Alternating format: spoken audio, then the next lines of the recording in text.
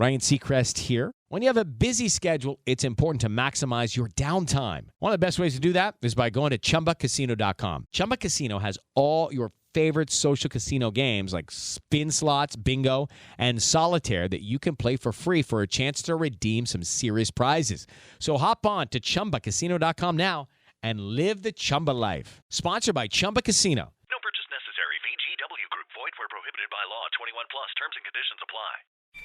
This is VOCM Open Line. Call 709-273-5211 or 1-888-590-8626. The views and opinions of this program are not necessarily those of this station. The biggest conversation in Newfoundland and Labrador starts now. Here's VOCM Open Line host Paddy Daly. Well, all right, and good morning to you. Thank you so much for tuning into the program. It's Tuesday, July the 2nd. This is Open Line. I'm your host, Paddy Daly, David Williams. He's produced the program. Let's get the week off to a flying start. So if you're in the St. John's metro region, the number to dial to get in the queue and on the air, 709-273-5211. Elsewhere, it's toll-free long distance, 1-888-590-VOCM. which is 8626. So hopefully you had an opportunity to enjoy a long Memorial Day, Canada Day weekend. We'd be remiss not to reflect on the ceremonies yesterday that took place at the National War Memorial in downtown St. John's.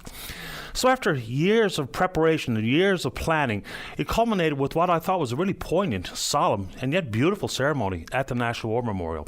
Still some questions being asked. Look, you're never going to be able to please everybody. But to see some people chime in talking about the glorification of war, this is politics on display, the glorification of militarism, when in fact this was all instigated as long ago as 1920, when the Padre of the Royal Newfoundland Regiment, Thomas Nangle, was trying to propose exactly this. And then longtime Navy veteran Frank Sullivan, in a meeting with Premier Fury, on behalf of veterans, on behalf of the Legion, proposed the exact same and some funding for the National War Memorial, and both were given the green light. So congratulations and thank you to all of the people who were involved in the preparation and the production of yesterday's ceremony, whether it be the members of the Royal Canadian Legion, the Commonwealth War Graves Commission, Veterans Affairs, and some notables. You'll hear Frank Sullivan mentioned, and fair enough, and of course throw a Gary Brown into the equation. So it must have been an extraordinary honour for those who had an official role in yesterday's ceremony, including the pallbearers, very young men, and they executed their role with great precision. It was really quite an emotional state of affairs, I think, for just about everyone in attendance. And I heard from some of my friends around the country, because this had eyeballs tuning in from all around Canada and maybe other parts of the world, because this is a historic moment. It's only the second time remains of an unknown soldier had been repatriated, and that, of course, was the feature yesterday of the 100th anniversary of the National War Memorial. So if you'd like to reflect on what you saw, what you heard, we're happy to take that conversation on. So it was so great to see so many of the veterans there. There was a big crowd in attendance. And so, when we talk about these types of ceremonies and some of the haunting reflections, it's extraordinary. Every time I hear someone talk about Beaumont Hamel, the Battle of the Somme, it's indescribable. And it's unbelievable to think that the future of the province changed in the course of 30 minutes or less, with so many young men lost as cannon fodder for the German guns. So congratulations and thank you to, for instance, the Ennis sisters, who sang him home, Shalloway, who are always lovely. The man on the bugle playing the last post, which just makes the hair stand up on the back of my neck. The bagpipes, of course, are absolutely haunting and appropriate for this type of affair, playing of the lament, just remarkable ceremony. And of course, it will not be welcomed and pleasing all, and so be it. That's the nature of the beast.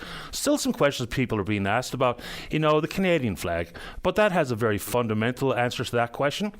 Members of the Canadian military are only allowed to carry a casket that is draped with the Canadian flag. Now, as the remains of the unknown soldier lay in state in Confederation Building, the red ensign of which they would have fought under was indeed on full display.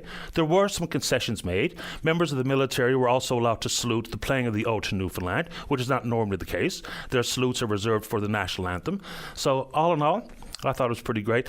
And I stayed home to watch it on purpose because I wanted to see some close-ups of the faces and make sure I didn't miss out on any of the ceremony itself and any of the precision with the pallbearers and other moving parts. So on that front, congratulations to the folks at CBC. I thought they did a lovely job with the production. So there you go. There's a lot to discuss inside that world. We'll never see that again. And of course, Canada Day kicks in after the Memorial Day ceremonies had been concluded downtown, and the War Memorial reopened to the general public as of 5 p.m. island time yesterday. And so 157th birthday for the country. Oh, and it also marks this year 100 years of the Royal Canadian Air Force. So anything inside that world interests you, we are happy to take it on this morning. But all in all, I think it was quite a lovely day. All right. So some pretty heavy rains in the forecast for the Avalon Peninsula and the Burin Peninsula. Here in the city of St. John set a record apparently for rainfall in June. Some 214 millimeters of rain fell, breaking a record set back in 1891 where it was 199 millimeters. And we would gladly look. It's just part and parcel of the way it works here on the Avalon Burin Peninsulas. But it looks like there's some warmer weather in the forecast up around Churchill Falls where the fire persists. They've been able to hold it at bay. Some essential crews are on site in Churchill Falls, even though the evacuation order remains in place. So fingers crossed the crews that are fighting it are able to do what they've been doing over the last number of days. I think the evacuation order was brought forward on the 19th of June. So it's been a long, drawn affair for those who were forced to leave their home. Also heard Brian Medore mention this morning that there has been at least one formal appeal set into the government to talk about the green light or the release from the environmental assessment for World Energy GH2. And there's obviously going to be lots of ongoing concerns there. But if that's something that you want to bring forward this morning, we can do it. Haven't yet heard from the government about any of the status of any appeals. The window is running out in about a week for the first opportunity for appeals to be filed. So if that's of interest to you, let's do it. All right, a couple of ferry notes. So, unfortunately, Marine Atlantic's new vessel is still not able to perform on the Argentia run. So the Alasunu, whatever the problems are, and between Marine Atlantic and Stena to try to figure it out. Couple of notes there. So generally when we talk about interrupted travel, there will be passengers looking for some sort of compensation.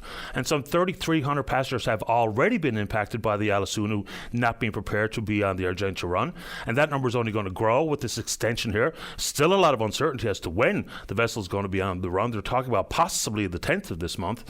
But in the world of compensation, I've heard from some people working in the hospitality sector, the tourism sector, and they've seen a lot of cancellations because of this exact reason. Earlier, they were talking about the lack of rental cars or the expense of rental cars was leading to some of those decisions. But now with this further interruption by Marine Atlantic, wondering what's the possibility for compensation for business? Now, I hate to say it, but I wouldn't hold my breath, but it's an interesting question being posed by these tourism operators because, it's haymaking time.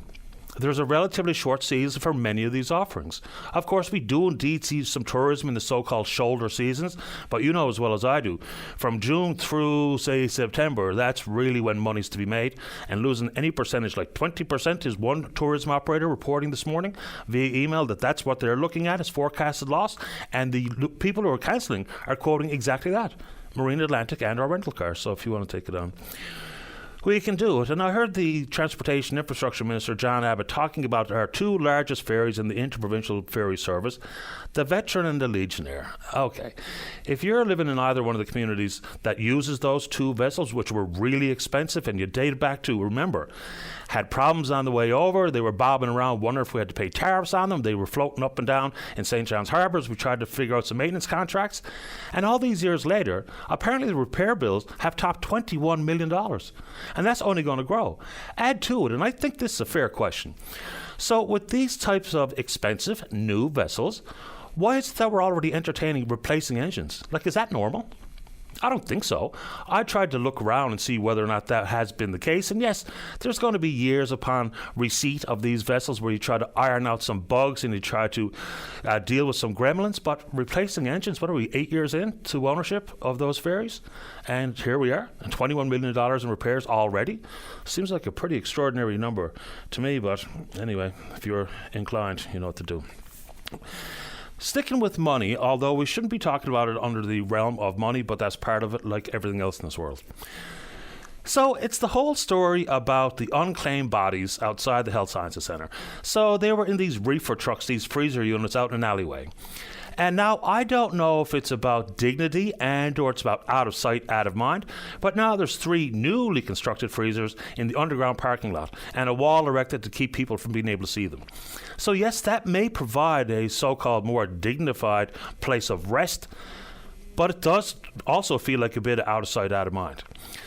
So we know that there's some monies available to help families cover costs for funerals, cremations or burials, but the numbers haven't changed in decades. So $2,338 from the province.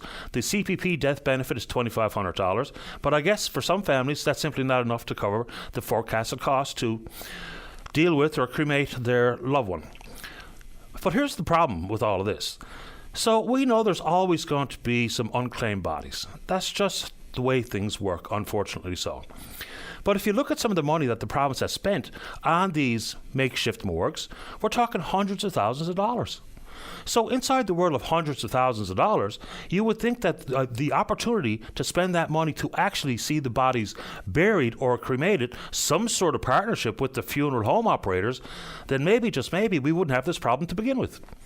Because we could have absolutely, since the story broke by the SEAB back in March, about some 28 bodies at that moment in time, we're actually spending more money than it would cost to actually bury or cremate the bodies in the first place. Something just doesn't make sense there. Maybe it's a time to address some of the monies from the province and the CPP death benefit to more carefully reflect the actual costs of end-of-life services at this moment in time. But someone, even if you're from the government, help me understand why we're paying more to deal with unclaimed bodies than we are to actually bury the bodies or cremate the bodies. So that's a pretty bizarre story. All right, let's keep going, sticking with money. And we can talk about whatever you want to talk about. So if you're a Canadian who was not eligible to receive the CERB, the Canada Emergency Response Benefit, and you've been told by CRA that they want their money back, well, now this month, after Canada Day passed yesterday, now they're going to take legal action. So if you haven't responded to them, or you have indeed responded and you've been now deemed financially able to pay, they're going to come after you legally speaking. So while the federal government was kicked to come forward with pandemic support monies, well, of course, it didn't come with required oversight and monitoring, and now CRA is trying to recover some $9 billion in monies owed.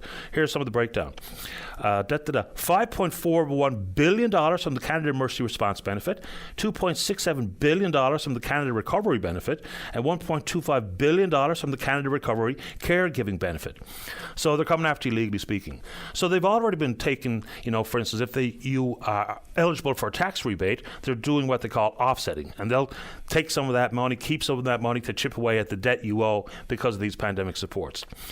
Now they're going to be potentially be garnishing your wages and whatever the case may be. So if you are one of those folks who, even if you thought you were eligible, because there was some confusion at the onset, whether it be people who were self-employed, and then people who were immediately put onto the CERB when all they really wanted to do, and they were eligible for, employment insurance.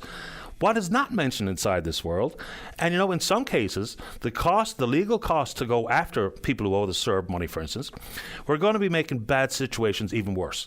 So a calculation on that front seemingly has not been entertained. And again, what's not mentioned here are the companies that willfully bilked us of our hard-earned monies, our tax dollars, in the form of the wage subsidy. For some companies, it was the only way they were able to keep the door open. But for others, it wasn't that at all. They were actually creating dividends for the first time, expanding dividends for their shareholders.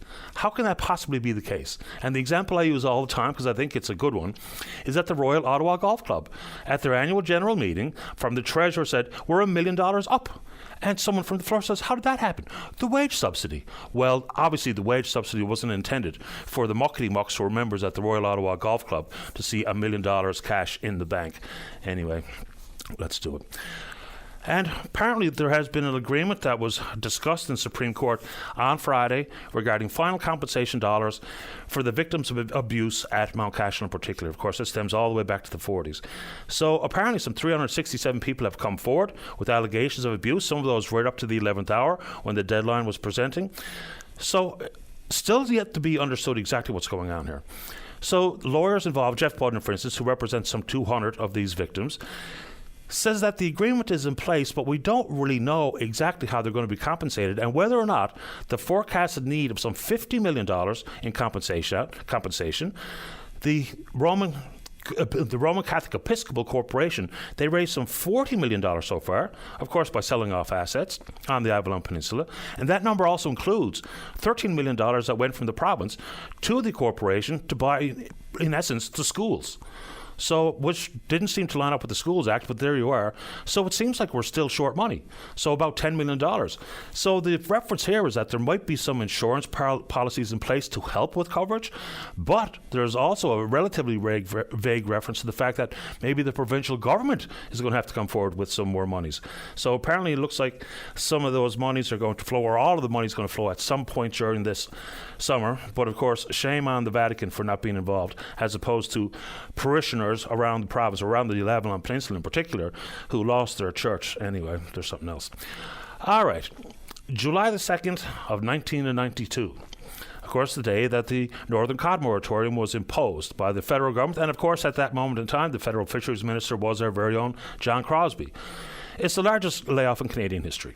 So at least 20,000 people were displaced from their employment.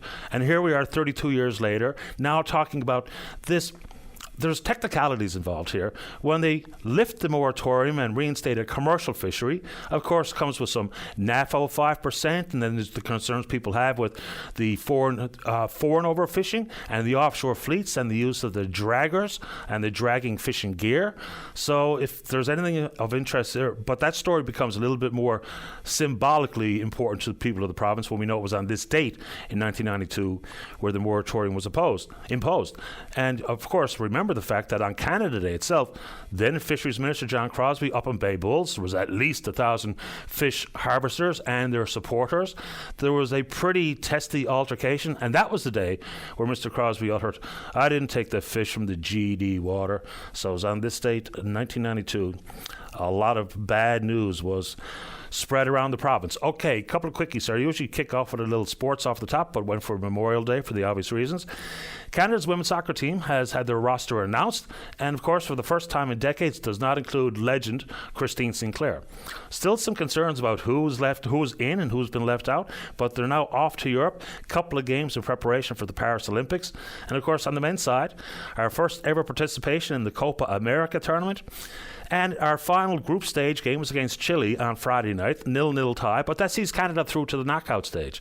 Now, fair enough, it's our first ever foray into the knockouts. First ever participation in Copa America. Got Venezuela on Friday.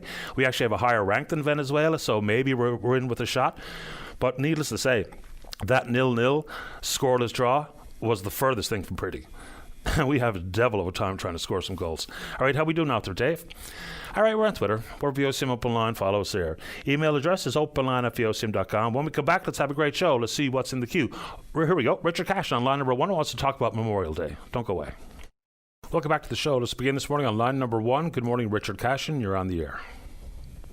Well, before I get to the matter I was phoned you about, I listened to your preamble, and you made reference to the ferries. Now, the ferry that was built in Romania, and I happened once to have the misfortune of going to Romania, one of the more backward countries I've ever seen. And before COVID, there was an investigation announced into how we got into getting a ferry from Romania. But that died with COVID. I think it should be revived. But that's not why I called you. I called you because of some of the statements or a statement that the Governor General made about in St. John's about this being the land of the Mi'kmaq. She showed a remarkable ignorance of the history of the Mi'kmaq people and the history of Newfoundland. The Mi'kmaq officially in our history came here in the 1820s with d'Iberville on his way to lay waste to Carbonair Island. Now, I have had some experience with the Mi'kmaq reservation in Escazone. The common name there is Christmas, and many of them told me that Mi'kmaq had been coming to Newfoundland before that. And they also told me something else, that there was part of their oral history is that there were beothics brought to Escazone by Mi'kmaq. But that's not why I called you. I called you because her statement was this was a Mi'kmaq area. Well, it wasn't. And so that's And I intend this morning to phone Government House and advise whoever the hell advises the Governor General to get their facts straight. That was the main reason. And before I go, one thing I was often meant to phone you privately. You know, your homeland, Riverhead, is the most progressive, historically the most progressive community on the Southern Avalon for two reasons. One, was the only part of the Southern Avalon that had a Quaker lodge. I mean, the Catholic Church was very much against the Union, the original Fishermen's Union, but they had one in Riverhead. They did, and that's a progressive sign. The others, and by the way, that was my experience in dealing with people in Riverhead, including your Uncle Leonard. The other example of the progressiveness, it's the only community of any size on the Southern Avalon that voted for Confederation, contrary to the advice of the late unlamented Archbishop Roach. But my main reason for calling was that it's a terrible gaffe the Governor General made, and I don't know who. I guess they have people working for them that are supposed to check the facts. Anyway, I intend to phone the Government House today and advise them of that. I know Newfoundland. Hello? I was going to say, I've seen Governor General Simon speak several times, and of course, as the first Indigenous Governor General, always opens with the reference to unceded land. And I was also struck by it. And then I was asking myself whether or not I understood the history, because what I thought I knew was that the Mi'kmaq basically hunt and fish and trapped along the southwest coast, all the way possibly into Placentia. And I wasn't aware of the fact... Pardon me? And by the way, you're quite right. She's wrong. The Mi'kmaq officially came here with d'Iberville in 1824 on his way to lay waste to Carbonera Island. That's what we were taught in school. Now, as I said in my earlier remarks, I happen to have been in the Escazone Reservation years ago when I was working in Nova Scotia, and was told by some of the elders in that community that there had been Mi'kmaq here before d'Iberville, and I accept that, but they weren't on the Avalon Peninsula. There's no record of that, and it's unfortunate. I mean, people sometimes they think there were four maritime, large M provinces, adding Newfoundland to what was the original three maritime provinces. Actually, there are 8 small M maritime provinces. There are 8 provinces that border on an ocean. But the Maritimes which were the home of the Mi'kmaq, primarily Nova Scotia and Prince Edward Island. So I thought this was a terrible gaffe. And the Mi'kmaq, of course, also had a presence on the Gaspé Peninsula, a small portion of, but they were there. Yes, they were there. That's true, too. I appreciate the time, anyway, Richard. They weren't here in Newfoundland. I have to say, it's funny that you call on this particular note, because I was cooking and watching yesterday from my home, and when the Governor General said that, I immediately started to question whether or not I understood the history. And well, you understand it better than she does, and however many eons she has working for her. So don't apologize. I appreciate your time this morning. Thanks for the call, Richard. Let me know what kind of reaction you get from Government House. Okay. Thank you. Take care. Bye-bye. That's a strange place to start, because that flew through my head very quickly when I was listening. I thought, maybe I'm going to have to look up exactly what I thought I knew. But anyway, let's keep rolling. Line number 2, John, you're on the air. Good morning, Patty. Morning to you. How are you this morning? I'm doing okay, thanks. How about you? Oh, well, I'm still alive. Good news. I agree with the former caller there about the Governor General. I took note of that too when she said that. But anyway, that's not why I'm calling. I'm calling about the poor souls that are in the cooling units outside the hospital there. People haven't got enough money to bury them. You know, that's completely ridiculous. Here's the federal government on the Canada pension. They pay $2,500. They do, yeah. And I thought I heard you say the provincial government pays something. Yeah, $2,338. So that's closely $5,000 between the two of them, right? It is. I had a little look around when this story first broke, and it feels a little bit morbid for me to be looking for quotes on fictional bodies to be buried or cremated, but those monies did not add up to enough to cover the basics that I found anyway. I was seeing more in the neighborhood of $7,500, $8,000 and up. So if we're coming up $3,000 is short, maybe that is a very real number for some families. But as I also mentioned, we're spending hundreds of thousands of dollars in these expanded morgues. So maybe, just maybe, there's a better way to do business here. Well, that's true enough. Like I said, I was going to say the same thing, that keeping them under ice or under coat is costing more than it would be to bury them. Yeah, feels like it or sounds like it. I think it would, and they don't have to bury them really. They can just cremate them. So I'm sure it doesn't cost $8,000 to cremate a person. You got them cremated in probably, I don't know how long it takes, but it doesn't take very long. Well, curiously, now that we're talking about this, there's one of the listeners sent this to me. He said, going through it now, cremation costs, basic service with no wake coming in at just under $10,000, he says. And that doesn't include headstone. Not a fun situation. Leasing more reefer trucks isn't the answer, but removing HST from funeral costs would be a start. He's not wrong. Well, I tell you, it's certainly ridiculous. I think, this funeral business has gone way out of hand. It's expensive. No doubt. And someone should look into it, because all you're doing, you're taking, like, if you don't go to cremation, you're buying these great-looking boxes to bury in the ground. It's ridiculous. People can spend tens of thousands of dollars on a casket. That's right, yes, it's I know. Unbelievable. Yeah. Can I speak about one more thing before I go? Sure. These people who have dual citizenships, here they are. They got a Canadian citizenship. I don't know how they got it, but they got a Canadian citizenship, and they're living over in Syria and all those places.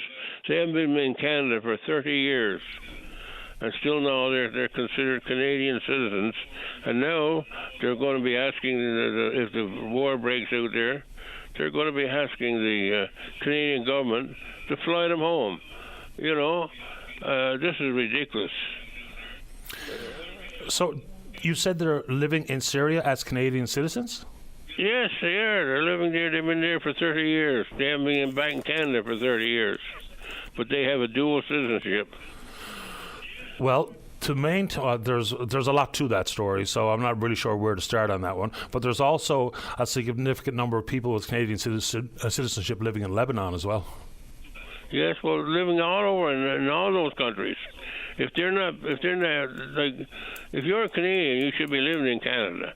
Now, you got a dual citizenship for a purpose, like for work or something like that. But if you're living in Syria or Lebanon for 30 years and you haven't been back to Canada, you certainly should not have a Canadian citizenship. I have a friend of mine, he's my age, and it's just about 30 years he's been living and working in London, England. And he maintains his citizenship as far as I know. Maybe I'll zip him a quick note and see if he can fill me in, because I know, for instance, things like access to health care and whatnot, you have to spend 6 months and 1 day living in the country in your primary residence to be able to avail of things like health care. What that means insofar as the ability to vote and or for the government to be responsible for taking you from war-torn countries, I'm not 100% sure, but it's an interesting question for me to look at this afternoon. The snowbirds that go south in the winter, they're only allowed to be gone 6 months. Like you say, they had to be back in Canada in order to arrive to get their pensions. If they go longer than 6 months, for all their benefits, they lose their pensions. They're disqualified. Yeah, for every benefit. So, healthcare I just mentioned because that's the big one. But you're right. All other benefits, you have to spend 6 months plus 1 day minimum in the country to be able to remain eligible for those benefits. You're 100% right. Well, if you're living away for 30 years, you shouldn't have no benefits whatsoever. They don't. They won't have any benefits. And what that means for... Well, what's the benefit with calling on the government to evacuate them? That's a benefit. I suppose it is, but it's a benefit. It's a hypothetical benefit at this moment. I appreciate the time this morning, John. Thanks for the call.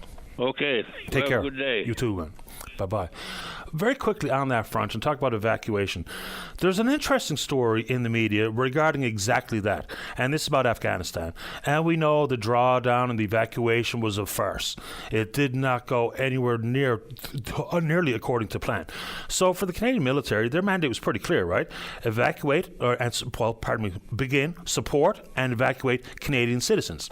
Then permanent residents and their immediate family members and folks who worked with our armed forces, whether it be Afghan as interpreters or what have you. But then the story goes down this path. Is then former defense minister at that time, Harjit Sajjan, the news story says that he gave direct orders to the Canadian military to prioritize Afghani Sikhs, of course, a religious minority in that country. And not a huge number of them, but some 225 Sikhs who were living in Afghanistan. He says the story is nonsense. He said he passed along information from an NGO talking about a plan for exactly this, to help evacuate religious minorities before the Taliban took over full control of the country. So the Globe and Mail says it was an order from Sajjan. Sajjan says no, it wasn't. He was just simply sharing information. He goes on then to say that would anybody be asking me this question if I wasn't wearing a turban? So it's a pretty interesting story. And of course, there's questions about stolen valor and a variety of things regarding Minister then, but he's still a minister. He's Minister of Emergency Preparedness at this moment. All right, let's go ahead and take a break. When we come back, lots of time for you. Don't go away. Welcome back to the show. Let's go to line number 5. Say good morning to the VP of the Inshore representing the FFAW. That's Tony Doyle. Tony, you're on the air. Good morning, Paddy. Good morning to you. How are you this morning? Doing okay, thanks, Tony. How about you? Good, pretty good. Good well, today is a historic day, I guess. 32 years ago, John Crosby closed the fishery, and the minister made a historic announcement last week, which should lead to celebration for the fishermen, but hasn't, due to the situation that the cod is in, right? And we had meetings this winter. I had a call in February to go to a meeting with DFO, and the topic was to discuss the stewardship fishery becoming a commercial fishery. And there was a number of fishermen attended that meeting with staff, and we explained to DFO that the science was showing a bit of positive information. Last year, they reassessed the numbers and went back further into the history of cod and changed the reference point and came up with that the cod was actually in the cautious zone by 16% out of the critical zone. Now, when they announced that number, that didn't put any more fish in the ocean. That just changed the number. And we advised them and at that meeting that the word, when you go from critical to cautious, the word cautious quite explains itself. It's go slow, be careful, watch what you're doing. You know, if you're at the intersection, you got to be cautious, right? And here we are with the fishery changed from a stewardship fishery, which we recommended that it would stay at a stewardship fishery, and a slight increase in quota. And the minister decided that they were going with commercial, and they increased the quota to 18,000 tonnes. The shear arrangement is some Aboriginal groups on the Labrador coast have gained access. I'm not, and I don't think anybody else is against that. I mean, we understand that situation. But to let NAFO, outside, they've been fishing, NAFO countries has been catching cod outside of 200 miles since the moratorium. And they've been using it as a bycatch. And now to let them have 5%, which is 1,000 ton, and they'll be fishing for 12 months, and who's going to police them? The federal government, if the Cape Rogers out there and the fisheries go aboard and they determine that they've got more than they're supposed to, then they get a citation and they got to go back to their own country, and their own country is going to reprimand them. Well, that's the foolishest thing ever I heard. And when Canadian government signed on to that, that was a stupid move. That's all I can call it. There's nothing only a stupid move. Because they're bringing back cod, which is creating work in the country that they go back to. So who's going to reprimand them for that? And they're going to catch whatever cod they want. They've been at it for 500 years. And now they've let them in with 1,000 ton. And then the other thing that is going against conservation, that one is going against conservation. And the other thing is letting the Canadian draggers go to the Grand Banks during the winter on the spawning stocks and pre-spawning stocks and fish 1,000 ton or more. Because when they fish, if there's a factory freezer, the first thing they do when they catch cod is they cut it off behind the vent. They cut one of the prime cuts off of it, or part of the prime cut, and probably 20% of that fish, the head and the vent, are gone down through a grinder and gone out to the bottom of the boat for the birds to pick up. And that's not accounted for when they come in. It's just counted what they land to the shore. So if they catch 1,000 ton, there's going to be probably another 20% or more added on to that. That's not going to be accounted for. Plus, they're fishing on a stock that's still in the rebuilding zone. And DFO has ignored that. The scientists and the politicians have ignored it completely. Here we are in the cautious zone, still in a rebuilding after 32 years, and they open the cod fishery and let the draggers in and the offshore draggers outside 200. And everybody and every fisherman in Newfoundland knows that that's what did the damage during the 70s and the 80s, was fishing the cod during the spawning grounds, on the spawning grounds during the spawning time. Oh, we're still doing that? Pardon? We're still at it. Yes, and they're still at it. Down in 3PS, a number of years ago, they had 13,000 ton, and they let the offshore draggers into it. And what happened? Now they're down to 1,300 ton. So it seems to me like DFO don't want the cod fishery built. They don't want inshore fishermen fishing. They don't want plant workers working in plants. They want the corporate entities in the fishery today to catch the cod, send it over to China. China will process it and send it back to us. And that seems like the plan that they're headed for now. And I don't understand it, and I can't believe, well, yes, I suppose I can believe because it's happened before, that our MPs have agreed to that, and they actually lobbied the government to change it to a commercial fishery. Like, it's unbelievable, right? And every single time we have an election, whether we elect the Liberals or the PCs, we're electing a bunch of lame ducks who don't represent us, but just represent themselves and look for their check. That's the way it seems. There's, I think, a legitimate question to be asked. Now, I asked this directly of Yvonne Jones. Of course, her answer was pretty much focused on Labrador. But she's saying, it's the long game. It's the long-term vision for the restoration of the commercial fishery. But that doesn't really necessarily pass the smell test for me today. Because if we were asking for, or people were asking for an expanded quota, you could have easily made it 18,000 tons inside the stewardship fishery and kept the draggers out of it. But they decided to go the exact opposite way. So even if 84% is going to be caught by inshore harvesters, there's still going to be plenty of questions, and I think people are right to suggest that the other 10% for Nunatuckavut and indigenous communities is going to be fished by the offshore. I mean, it just stands to reason. So those are big questions. Then we're talking about the reintroduction of the draggers gear, which really has been proven to be quite damaging to the ocean floor, damaging to the ecosystem, is not contributing to the recovery of the stock. So plenty to be asked of this decision. It was, the government was really talking about this like this was something to applaud. This was a feel-good. This was historic. Not so fast. That's right. I agree with you 100%. You studied this. You got it down pat. That's exactly. I could have. You put the words in my mouth. That's exactly what I was going to say. And here we are today, and they're talking about rebuilding the stock. Well, guess who rebuilt the stock for the last 32 years? It was the inshore fishermen.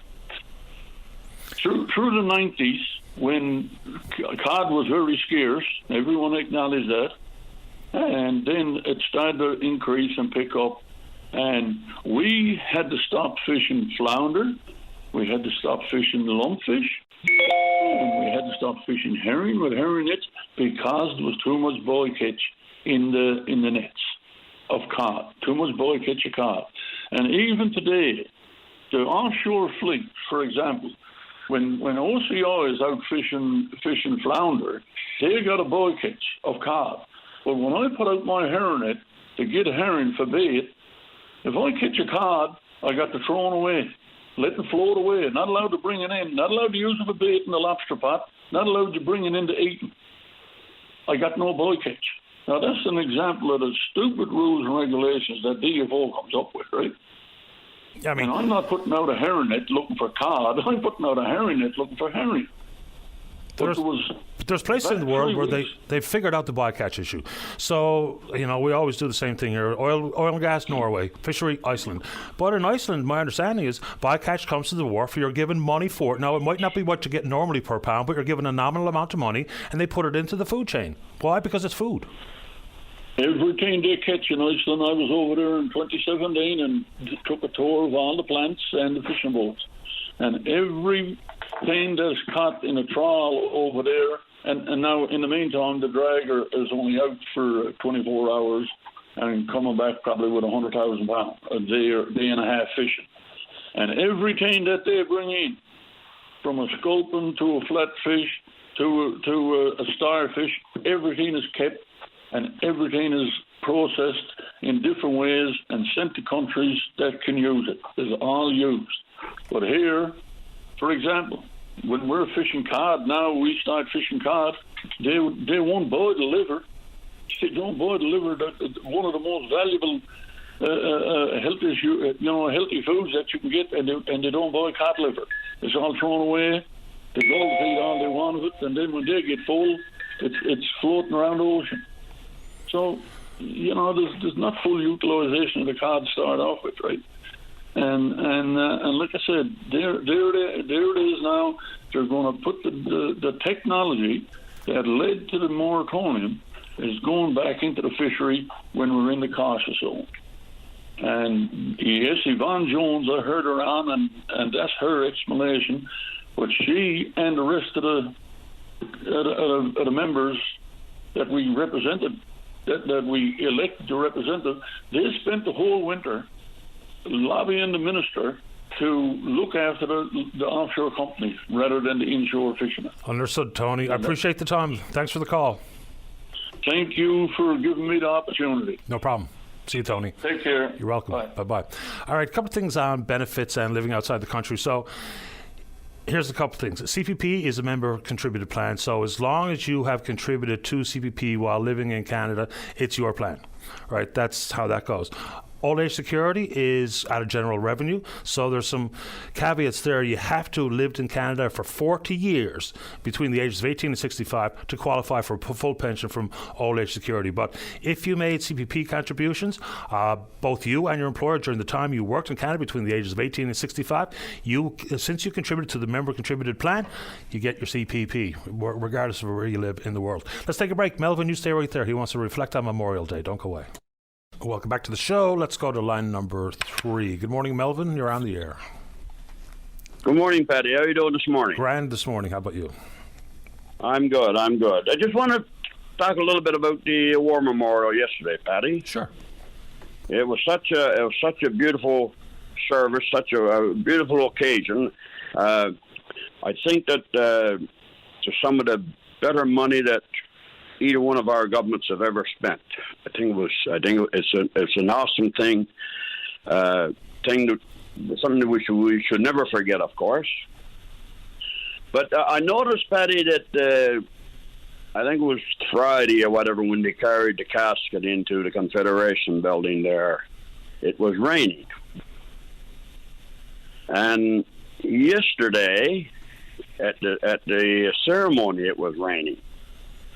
Well, I listened to Brian Callahan this morning. I think it was Brian Callahan. He was saying that it seemed like tears from nature. But Patty, I heard my parents say many times, I heard my mother-in-law say many times that there's no saying that happy is the corpse that the rain falls on. Well, I said to my wife, that's God's way of telling us that this unknown soldier is happy to be home.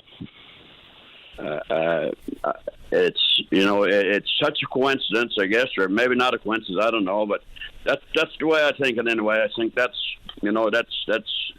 I'm not a really religious guy, or nothing like that. I do have beliefs, of course, and I'm not superstitious.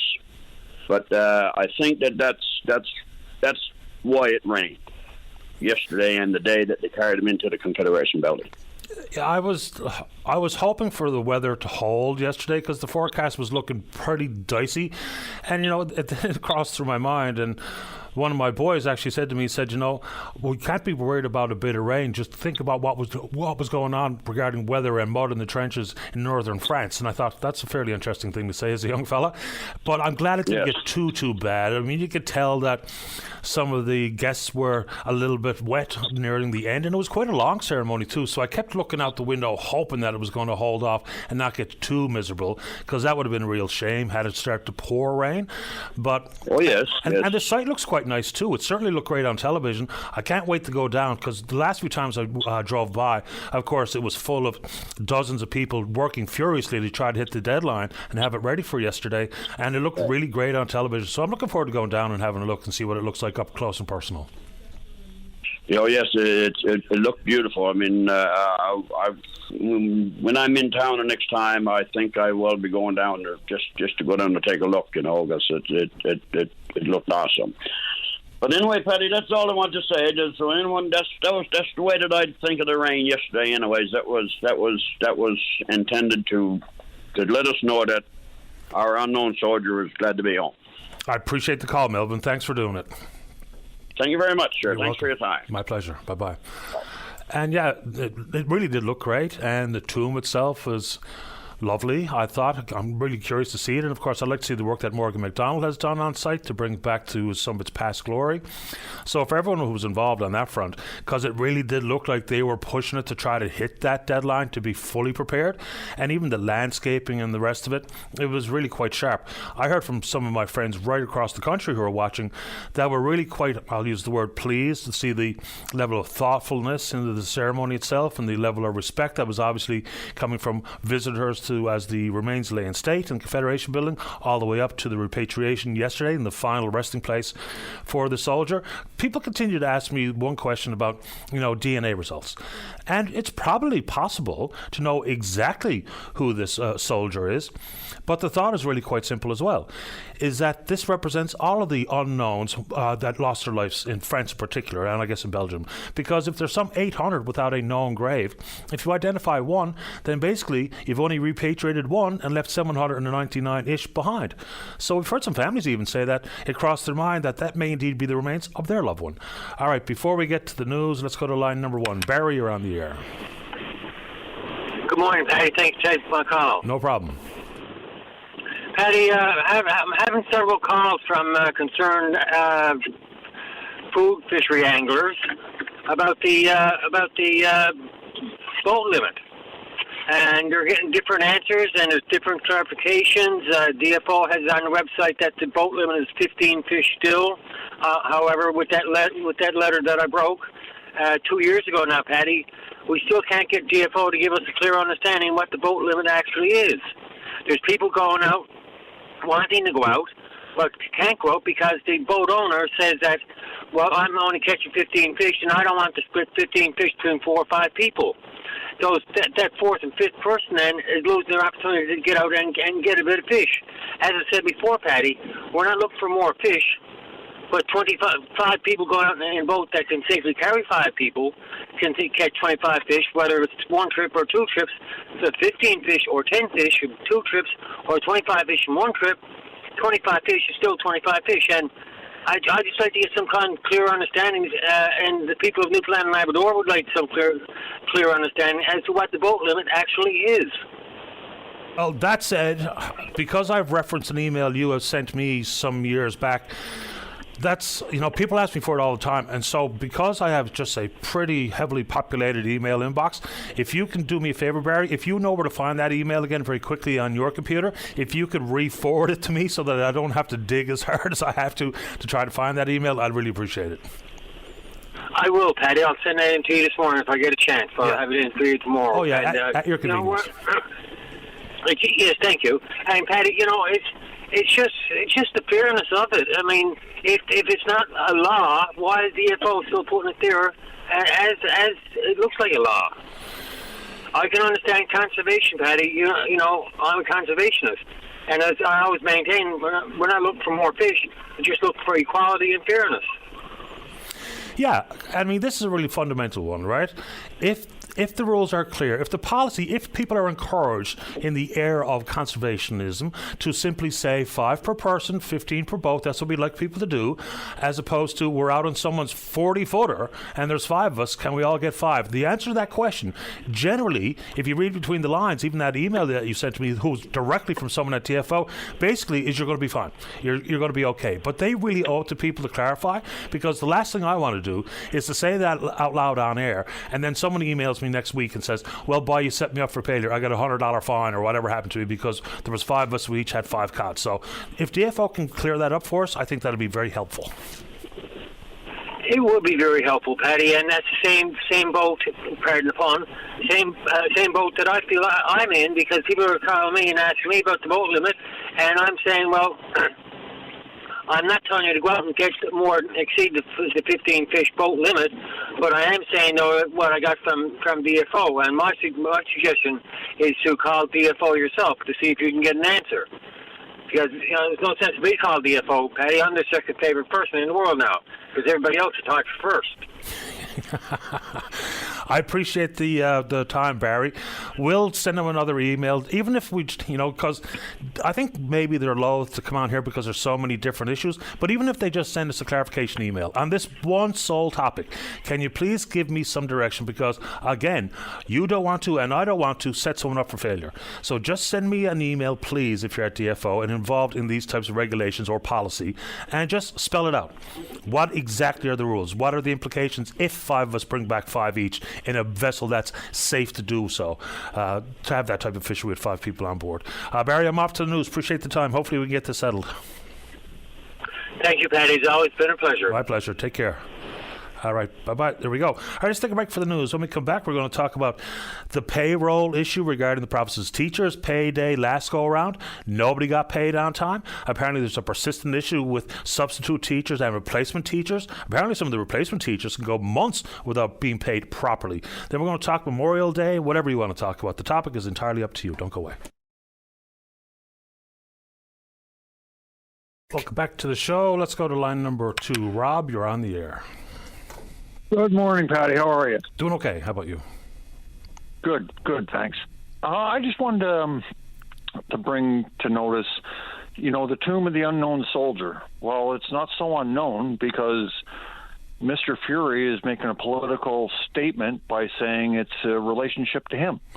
And I think that's a pile of BS. Yeah, but in all fairness, apparently that's something very technical that was just part and parcel with the way the repatriation works. And the folks at the Royal Canadian Legion, I'll just stand back for a second.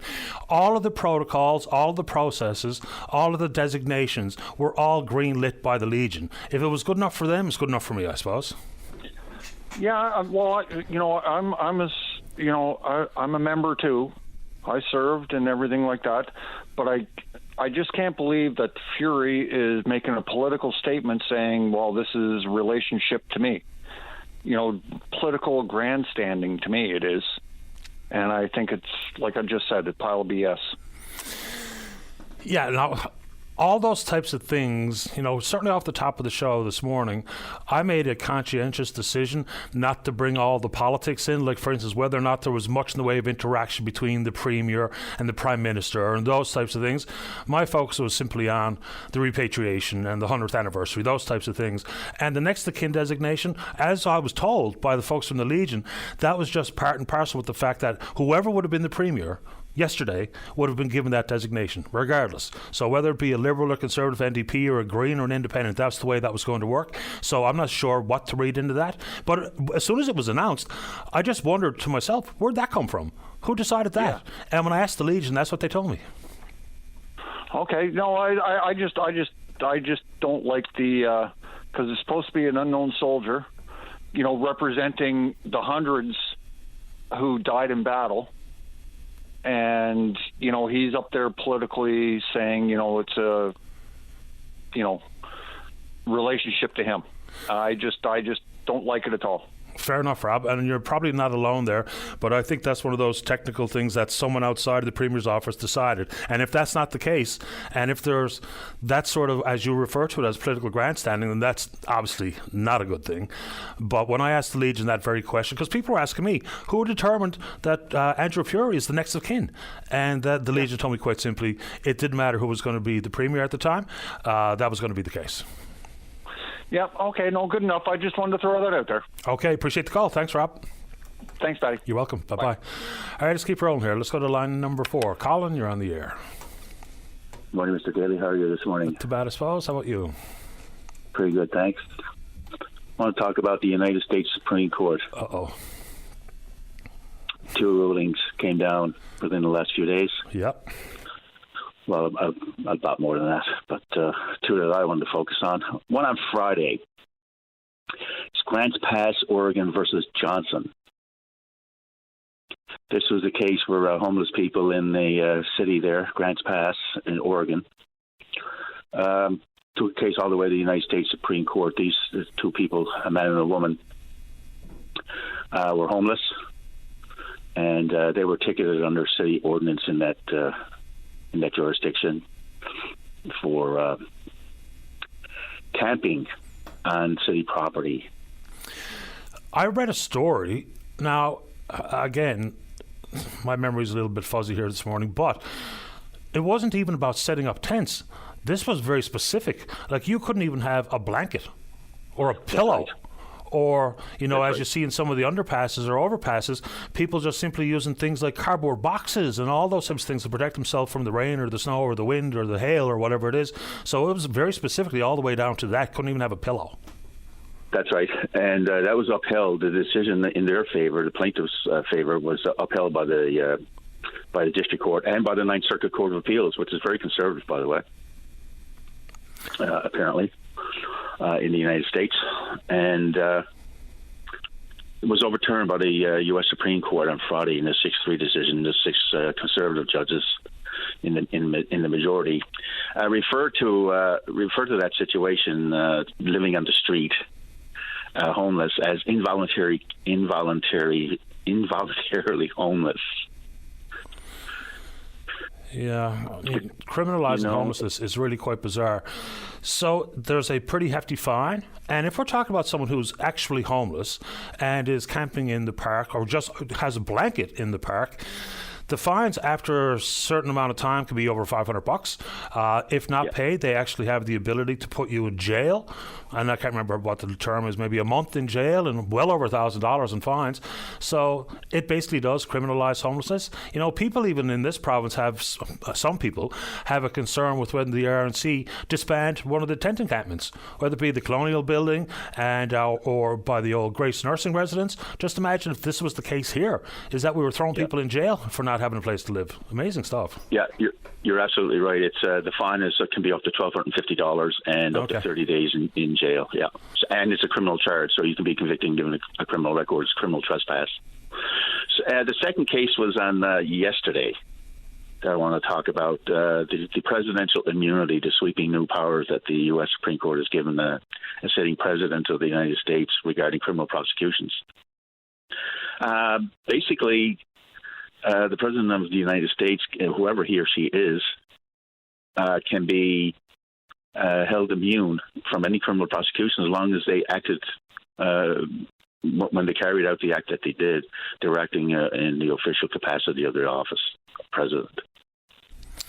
So, yeah. A sitting president who has exclusive jurisdiction under the United States Constitution to grant pardons, for example,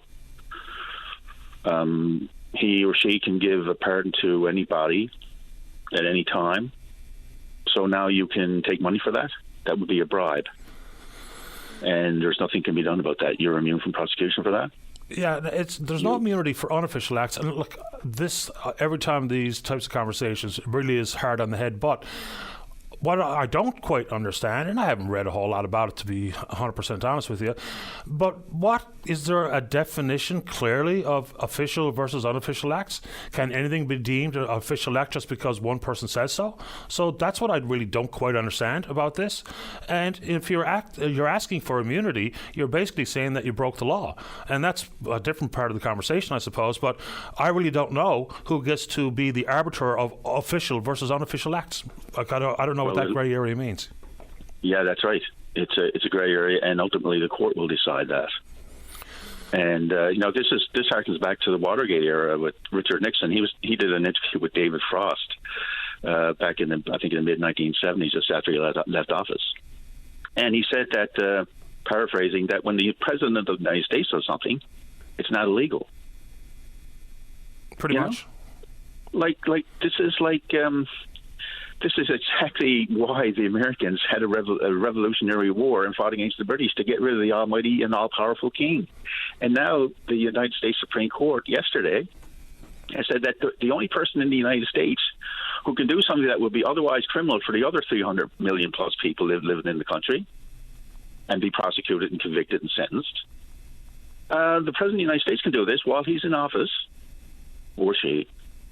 And what would normally constitute a crime, you have a cloak of immunity now from criminal prosecution, not only while you're in office, but when you leave office. So you can have your political opponents assassinated? I don't know. See, when I see people saying all those things, it to me just speaks to the really woeful level of public discourse these days and matters of such import. It's really, truly remarkable, and remarkable in a bad way. It's absolutely astonishing. The President of the United States is the only person in that country who can authorize the use of a nuclear weapon. That's acting in the official capacity as president, as a presidential act. Yeah, I think there's some guardrails there, though. Well, hopefully, because there were guardrails the first time around when President Soprano wanted to go sideways. And if he wins again in November, are those same people going to be there this time around to ensure that the child king doesn't do anything haphazard? There's a lot of questions that have to be asked here now with this ruling, and just exactly what's the extent of this power that he or she is going to have in the future. It's quite chilling when you sit down and listen to the legal experts I've listened to yesterday. And I've listened to them not only on liberal cable TV shows, but I've listened to them on Fox and other right-wing networks too. And they're all pretty much saying the same thing, that this is a vast expanse of presidential power. And nowhere in the United States Constitution or in the case law does it say the president has this. Nowhere in any of the appellate courts or the circuit courts down there at the federal level. And all of a sudden now a 6-3 majority, conservative majority of the United States Supreme Court says, yeah, the president is pretty much immune from criminal prosecution for anything that he does as long as he's acting in an official capacity. That's just astonishing. Which, again, I just really have no earthly idea who's going to be able to establish whether or not something was official. I just don't even really, I don't really understand what that means, to be honest, because And this was all based on his role or whatever role he did or did not play on January the 6th. I guess that's the origin of this challenge. So anyway, bizarre stuff. As bad as it is in the United States, regardless of who you plan on voting for, and I'll keep saying this, and people can come after me all they like, regardless of who you intend to vote for, and whenever the next federal election is going to be, let's hope that we can do something to put up some sort of philosophical protection at the border, because some of the conversation and the discourse and the vitriol and the hyperbole in the United States regarding political matters is over the top. It's devastatingly bad for everybody and every party and every candidate, and it's starting to creep into our conversations here. But I think in our collective best interest we should reject that kind of thought and the complete divide between is us against them. I mean, us against them is going to be a losing battle regardless of who you think comes out on top at the ballot box. Appreciate the time, Colin. I got to get to the break, but thanks for the call. Cheers. Take care. Bye-bye. And he did bring in David Frost and Richard Nixon into that conversation. I don't know if you've ever seen the movie Frost Nixon. It's a drama from somewhere like 2005, 6, 7, 8, wherever it was produced. It's an excellent movie. And basically, Richard Nixon, who was super sharp, and of course, only remember for one thing, basically, is Watergate, as opposed to some of the other achievements that the president absolutely enjoyed during his time in office. But Frost Nixon, David Frost, was Britain's equivalent to someone like Dick Cavett. The entertainment talk show. It's all just about the celebrities and the Hollywood figures and those types of things. And so he was deemed to be way in over his head to interview, over several sessions, President Nixon. And the movie, I don't know how actually accurate it is, historically speaking, but Frost wooed him in, lured him in, caught him in a lie, and absolutely devastatingly put the boots to Richard Nixon. That was the beginning of the unraveling leading up to the resignation. Fascinating stuff. Let's take a break. Do not go away. Welcome back to the show. Let's go to line number 3. Say good morning to the independent member of the House of Assembly, elected in and serving the folks of Mount Pearl, Southlands. That's Paul Lane. Paul, you're on the air. Good morning, Paddy. How are you this morning? That's kind. How about you? I'm not doing too bad, sir. Paddy, before I get to my main subject, I very quickly just want to throw out there that over the weekend I was down to St. Vincent's Beach, actually. Brought my grandson down to see the whales. Everything was wonderful. And anyway, on the way back, I stopped in St. Mary's at they got a beautiful park down there now, down by the falls, they call it. And a beautiful area. I certainly encourage anyone who is going to that area to stop by and see the wonderful job they've done. But while I was there, I ran into a member of council with St. Mary's, and much to my surprise and shock and disbelief, quite frankly, I understand that the issue with that sauce plant has still not been resolved. I hadn't heard about it for a while. I did hear Mayor Ryan speak about it there about a year ago or so, and I had the impression that it was being looked after, but apparently it is not. Apparently I was told that the province has come to the table and said that they're willing to do their part, whatever that role might be, to get this corrected. But in terms of the federal government, there's been no movement, and there's still a huge issue there with the horrible smell.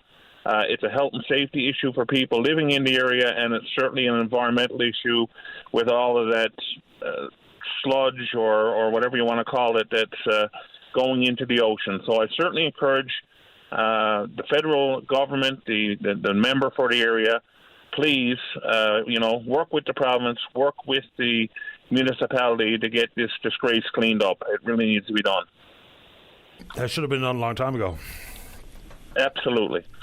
Anyway, Paddy, I wanted to speak to an issue, of course, around payroll. And I think that there's a universal understanding, whether you work in the public sector or whether you work in private industry, whether you're full-time, permanent, or you're temporary, you're seasonal, you're a shift worker, whatever the case might be, I think there's a universal understanding that the concept of an employer-employee relationship is you get hired, and then there's basically a contract that says you have a job to do, you do your job, and then every week, 2 weeks, whatever the case might be, payday rolls around, and you will receive remuneration for the work that you have done. And I think that's the general understanding. That's the way it's supposed to work.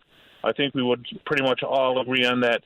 of course, this past week, last Friday, I believe it was, I started getting some messages and calls and emails and so on from student assistants and from teachers that did not receive their pay when they went to the bank on Friday morning to, withdraw some money, pay some bills, the typical things that you would do on payday. They found out the deposit wasn't made.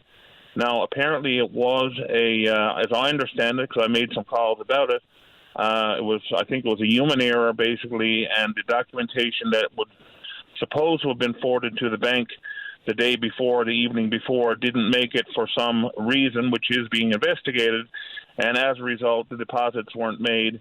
And, of course, that was corrected pretty quickly that morning, and people did indeed get their money deposited sometime throughout the day, varying times depending on what bank you're at. And I'm glad, obviously, that happened, and I'm glad that the department did come out and say they will be investigating it to see what happened and to put measures in place to make sure it doesn't happen again. Now, albeit I would argue that you would think after all these years said measures would already be in place, but anyway, I'm not going to dwell on that. They got their money, and that's a good thing. The bigger issue, though, is because this was pretty much an anomaly, as I understand it. It's not something that happened on the regular. But when we're talking about substitute teachers and when we're talking about student assistants, there has been an ongoing issue for an extended period of time. I've heard from them, both groups, numerous times with issues with their payroll in terms of not getting paid on time, not getting hours. I know with student assistants, for example, they don't receive any kind of a check stub or even an electronic stub that would show, these are the hours that you work this pay period. This is how much regular hours you had. This is any overtime, perhaps, if you had it. This is your, if you took any kind of leave or whatever, to have that noted on some kind of stub to keep track of it. The system does that they have for substitutes, and I'm assuming, for student assistants, and I'm assuming similar issues with substitutes. It's just not there.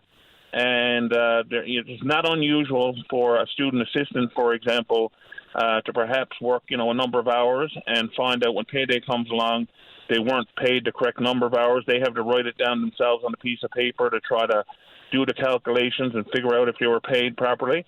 And, of course, then they go to Human Resources and they're told, oh, yeah, there was, we didn't get this in or that in, and we'll try to straighten it out next payday or whatever.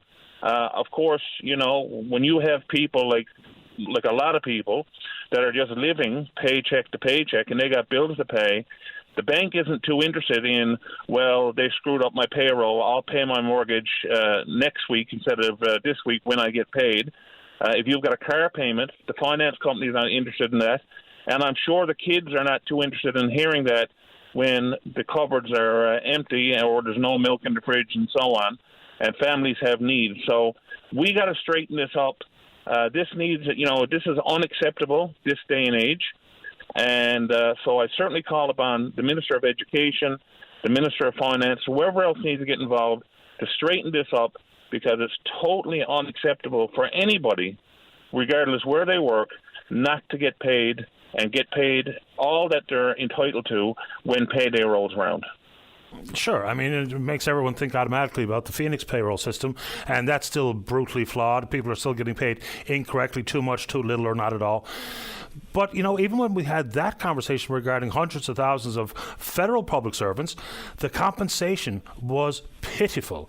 People were being offered legitimate pennies on the dollar. I mean, we're talking about credit cards maxed out, lines of credit maxed out, second mortgages on homes, people losing their cars, people losing their homes, and the compensation dollars were pitiful, pathetic, and insulting.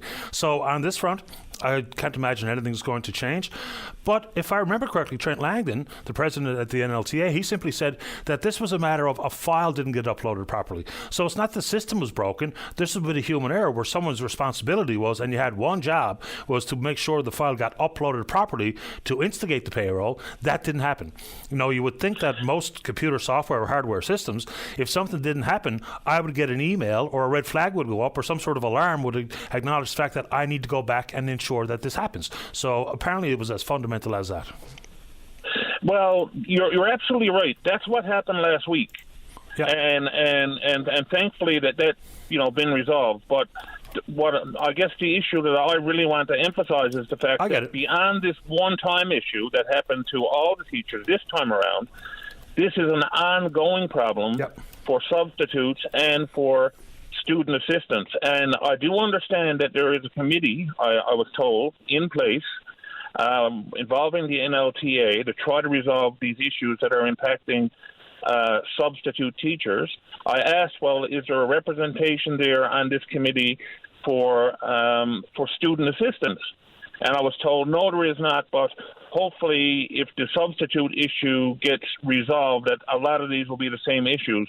I don't think that's proper either. I think there should be someone representing the student assistants, if it's CUPE or NAEP or whoever it is, to be involved in this as well, to make sure that because, when you talk about teachers obviously have a major role to play in the education of our children, but when we're talking about student assistants, not only are they involved in the educational process, but they're actually involved in the care and the health and the safety of some of the most vulnerable students. And we want to make sure that those people are getting paid properly for the work they're doing, because they have such an important role to play in the education system. And whether it's education or whatever the system is, I don't care what department it is, the bottom line is the fundamental principle that when you or I go to work, we expect to be paid on payday in full. It's simple as that, period. Sure. And that's not happening. It didn't happen for everybody this payday, but on an ongoing basis, it's not happening for substitutes and it's not happening for student assistants. The minister needs to step in and take whatever actions are required to get this dealt with ASAP. Appreciate the call. Thanks, Paul. Thank you, Patty. All the very best. Have a great day. You too. Bye-bye. Bye-bye. All right, let's take a break. When we come back, there's still some Memorial Day in the queue, and then Chris LeDrew wants to tell us about an upcoming show with some of the world's most famous country music duets. Music to my ears. Don't go away. Welcome back to the show. Let's go. Line number 5. Sandra, you're on the air. Hi, Sandra. Line number 5, you're on the air. Hello. Good morning, Mr. Daly. Good morning to you. It's not a very good morning, but if it's in Newfoundland, if you only have the weather to complain, I think we are very lucky. We can Let it rain. Let it rain. I was watching yesterday the beautiful, very nice organized program of the unknown soldier. I thought it was everything in place, even this dignitary together like brother and sister. All the monument is amazing. All this marching band, even the Newfoundland dog I saw. Beautiful, beautiful. One only thing I noticed, and it's not the first time when we have a big ceremony like that, when they sing the ode on Newfoundland, is only the first and the last song. Now, the two middle verses is the most beautiful verses about Newfoundland. And when this poor unknown soldier and all the other 100 who died, they were not Canadian. They were from Newfoundland. And I thought it was very important to send this beautiful song. In the two verses in the middle is about the snow and the wind and whatever is in Newfoundland. The first one and the last one is the most patriotic one. And it's not the first time that I noticed. Even when Rex Murphy and Adrian Clarkson came here, when was 20 years ago for some Caboto anniversary, I even asked him. I said, why they didn't send the full version? You know what he said? I don't know. Him, he didn't know. They didn't know all the answers. So my last resource was you, Mr. Daly, because you are amazing. You answer every single question, and if you don't know, you're gonna find out. When they were marching, the band, they did play all the 4 verses, but not singing. So I don't know if they keep playing because it's the same music, right? But they did play 4 times. But when that choir, I don't remember what was the name of the choir, they were dressed in blue. Anyway, Shalloway. So they're very nice choir. They know the scene and whatever, and who direct, they know. But they only sang the first one and the last one. And I was so waiting for the 2 in the middle, because it's beautiful, the 2 in the middle. It's beautiful because this poor fellow, like I said, this poor fellow who represent everybody from 1916, they were all Newfoundland. They were not Canadian. No, that's right. So what's your specific question? Why didn't they sing all 4 verses? Yes. I don't know. And I suppose that's an artistic choice that someone made. I think for most people, they're only familiar with the 2 that we hear all the time. So maybe it was as fundamental as that. But we do know the choral director at Shalloway. She's been on the program in the last couple of weeks, talking about not only Shalloway, but some, I guess, Harbour Voices, which actually begins today. So I'll ask them, but I'm guessing it's because people are most familiar with those 2. And traditionally speaking, that's what you hear. But you're right, there's 2 that very seldom get sung. And I would imagine there's a significant percentage of people listening to the program this morning that don't know the words to those other 2 verses. I know that. I was told for more than one person and another director for university, they don't know. But they should know. They should know because it's out of Newfoundland. When you see Canada, when you see Italian national, Australian national, they don't skip. They sing the full one because this poor person, I don't say person, this intelligent person who wrote this out of Newfoundland, he never meant for the people to skip the 2. No, probably not. It's an interesting story how the score was initially set by a German fellow and then brought in someone else to be the composer or to set the score to the song. And I mean, people sing this far and wide, and then of course brings people's questions or concerns to how it was eliminated from the convocation ceremonies at Memorial University, which I think consensus out there is that was a mistake. Very much. Sandra, I'll see if I can find an answer to that question, but I appreciate your time.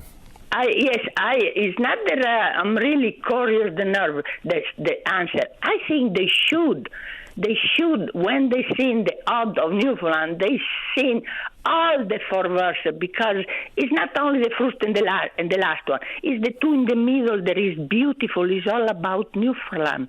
It's all about the sweet wind, the frozen land. That's what Newfoundland is all about. And they should have seen, because this unknown soldier, like I said before, they are all Newfoundland. They're not Canadian. We came Canadian. Well, I came from another country, me too. I became Canadian too. But, that's the point. I thought it's a beautiful, beautiful Ode of Newfoundland. And if they don't know in school, they should teach. Fair ball. Sandra, appreciate the time. Thank you for calling this morning. Thank you. Take care. You're welcome. Bye-bye. All right, let's go to line number 1. I'm not sure if this gentleman is simply going to be producing the show or he's going to step on the stage and play the role of Conway Twitty or Johnny Cash or George Jones or Porter Wagner. Joining us on line number 1 is Chris LeDrew. Good morning, Chris. You're on the air. Good morning, Patty. How are you doing? Great today. Thanks. How you doing? Not too bad, sir. Not too bad at all. Well, the answer to your question is I will be on the show as a singer, and I will be in the band, and I am also producing the show. So I'm wearing 3 cowboy hats in this one. Good on you. So I suppose you'll probably be sticking with your favorite, the black hat. Yes, I will be wearing my black hat, definitely.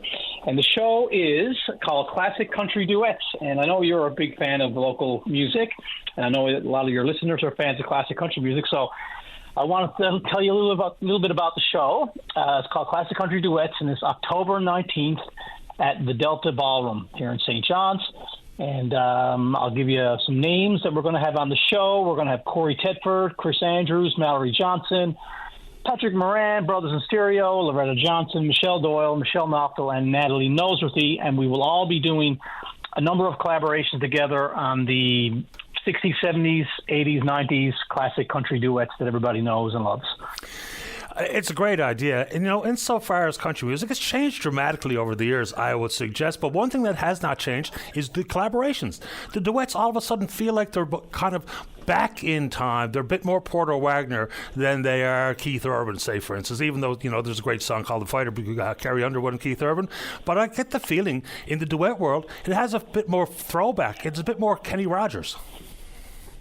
Yeah, well, I find that in country music, country music always, every few years it has this revival where it kind of gets more into rock and roll, and then there's like a little bit of a rebellion, and it goes back to, what we know and love. And I think even though country has evolved from the 60s on till now, the classic era of the 60s, 70s, and 80s even seems to be, more popular than what we have today. So I was actually recently watching PBS, and they had a whole 2-hour special on the classic country duets. And I was watching it going, what a great idea, to take some of this material and bring some of our best singers together and see what happens with all these combinations. So it sounds wonderful to me.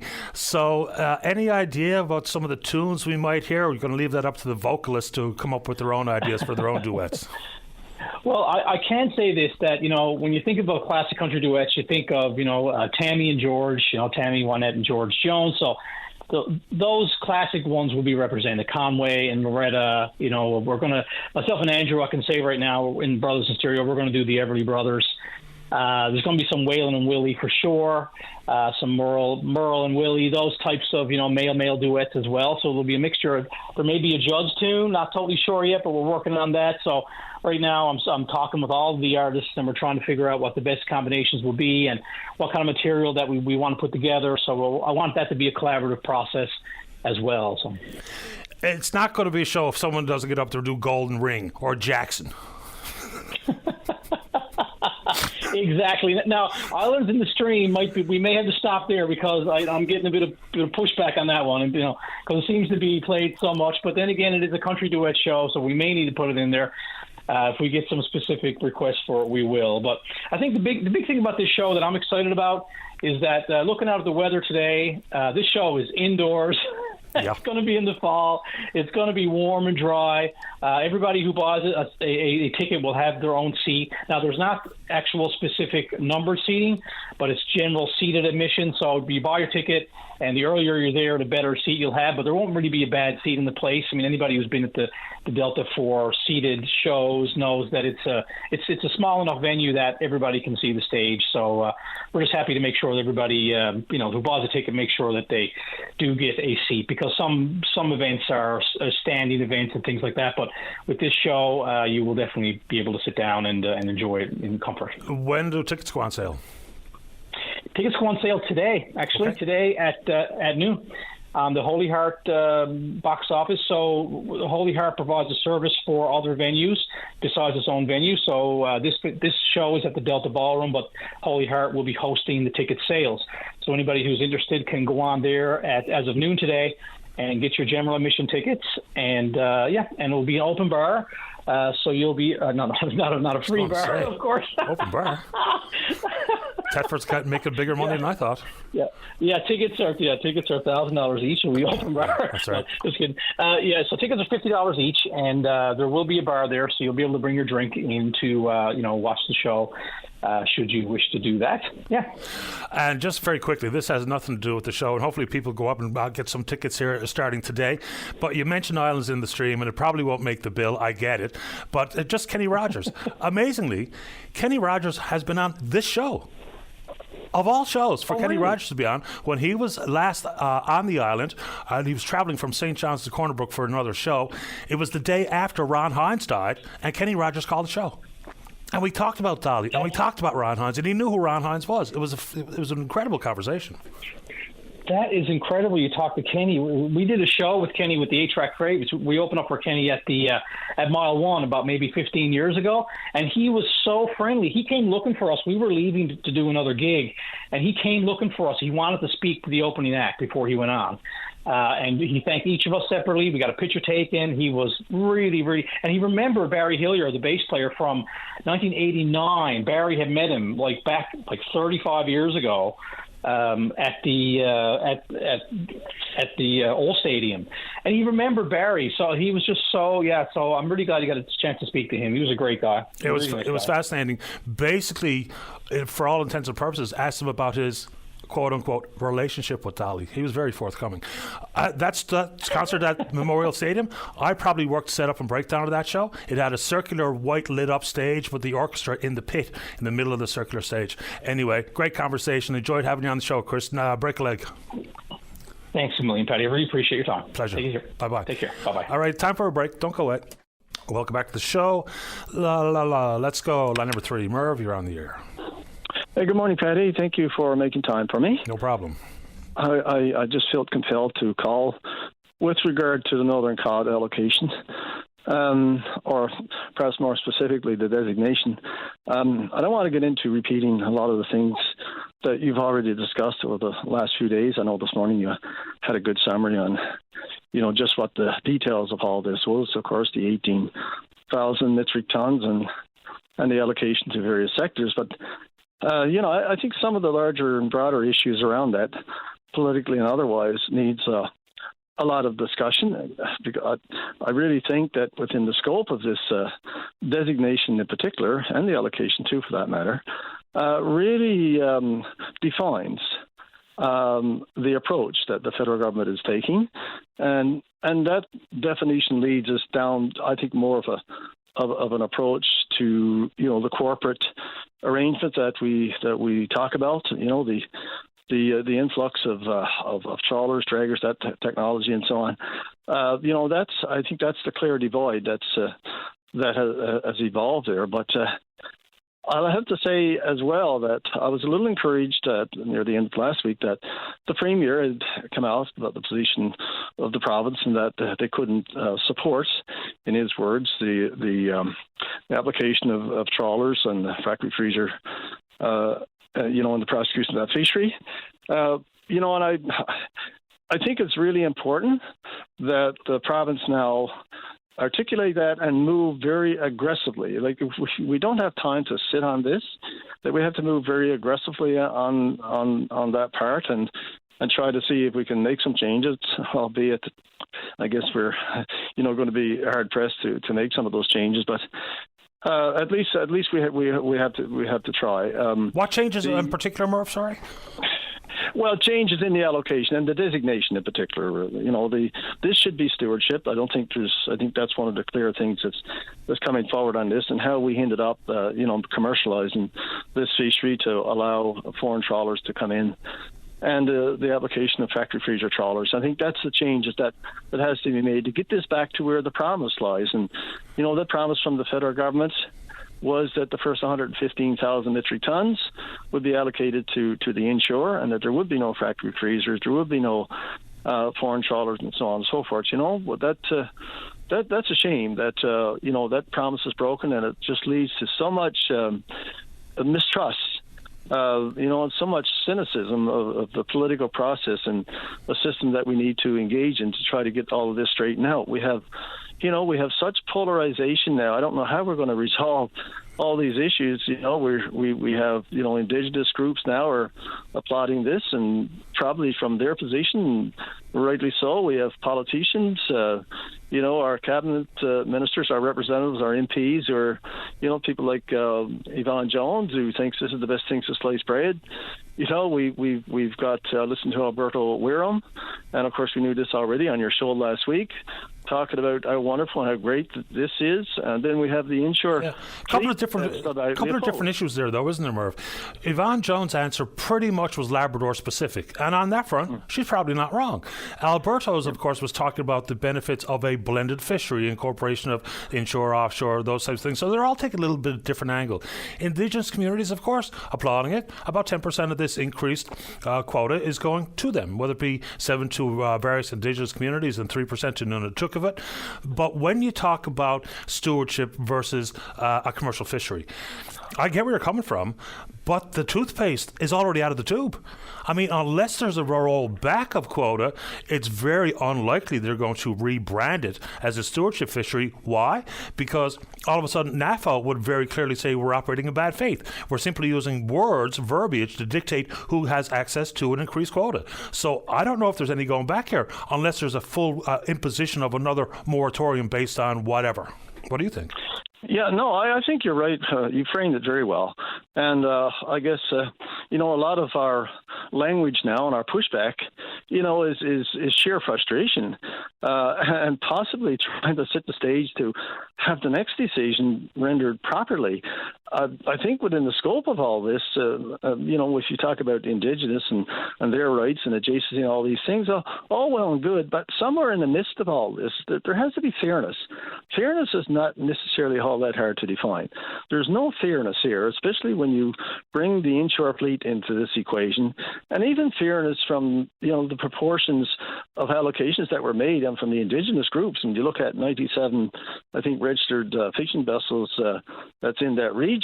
When you look at and do the math and see their share of the allocation in 2J in particular, as it applies to the 1,500 registered fishing vessels in the adjacent areas, they're still they're so far removed from fairness, and that hurts too, Paddy. Of course it does. There's some fundamental things here where, and this is not really about total allowable catch on northern cod or moratorium versus stewardship, but we continually have the same battles on virtually every species every single year. So things like bycatch, buddy up, adjacency being the guiding principle. I mean, if even just those three, which very much to me feel like the epitome of the low-hanging fruit, then we can get into nuanced issues about what the market can bear and the division of the allocations and all of those types of issues. But just some of the fundamentals that frustrate fish harvesters year over year, they're right there.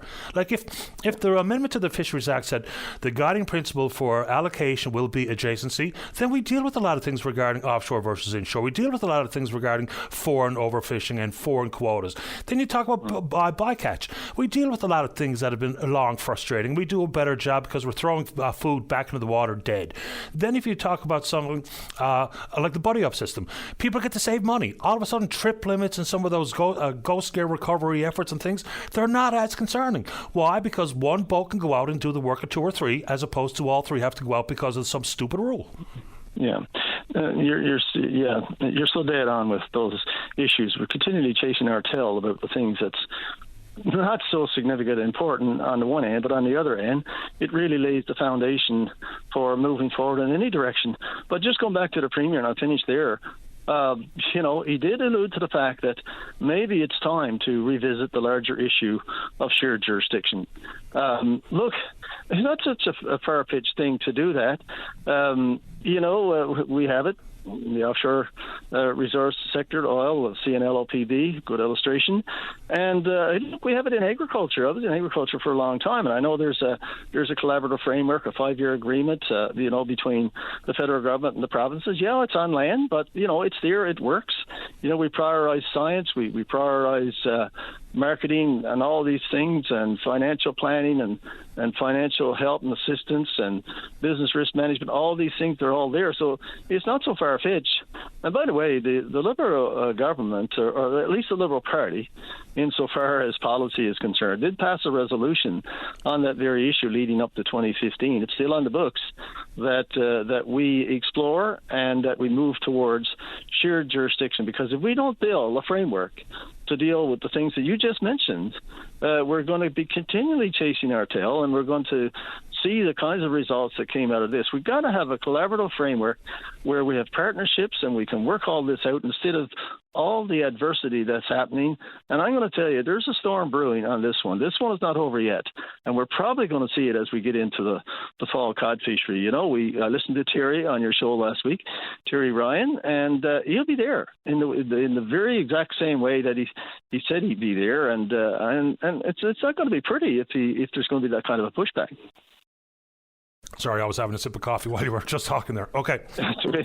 You're not wrong. And again, to take the temperature down, and we don't really have time to go into this any closer to Earth than 100,000 feet above sea level, but, and even some of the basics, what's in the best interest of the industry is not even really part of the conversation, because what's best for the inshore, what's best for the offshore, what's best for the processor, what's best for the plant worker, they're all 4 different corners. And even when we try to bring people into one room to talk about progress in the industry, there's winks and nods and handshakes, and then they go back to their own corners and nothing changes. So, and I'm not trying to oversimplify, because it is a complex industry, no question. Final thoughts to you. I'll go to you, Murph, before I have to go.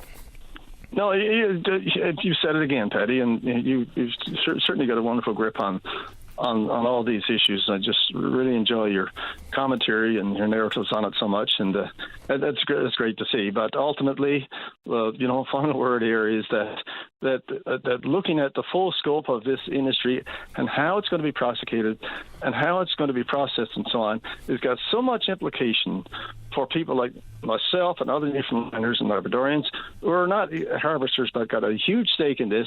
So the way the fishery goes, so goes rural Newfoundland and Labrador, and it's so important to get that part right. And I think there will be a lot more discussion, and hopefully it will be, and hopefully somewhere we'll get something right about this business. Just a reminder for townies, because you're right, there's a much bigger reliance on the fishery in coastal communities in rural Newfoundland and Labrador, but St. John's is the biggest bay in Newfoundland. More seafood gets offloaded here than anywhere else in the province. So as much as townies roll their eyes at the fishery conversation, it has a huge implication inside the overpass. It's indisputable. You're so right. And if you look at the service centres in there, if you want to get supply, if you want to get insulated boxes, you want to get nets and gear and so on, you got to go to St. John's, man, for the most part, not entirely. For a lot of it, yeah. There's a lot of business there. There's no question about it. So it's hard to make that separation. Thanks for the time, Murph. Thank you so much. Take care. Bye-bye. Goodbye.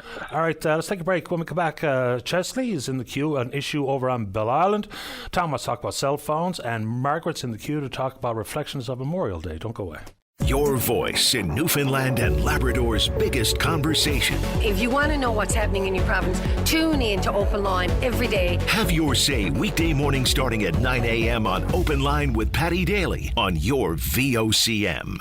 Welcome back to the program. Let's go to line number 4. Good morning, Councillor Tom Davis. You're on the air. Good morning, Paddy. Morning to you.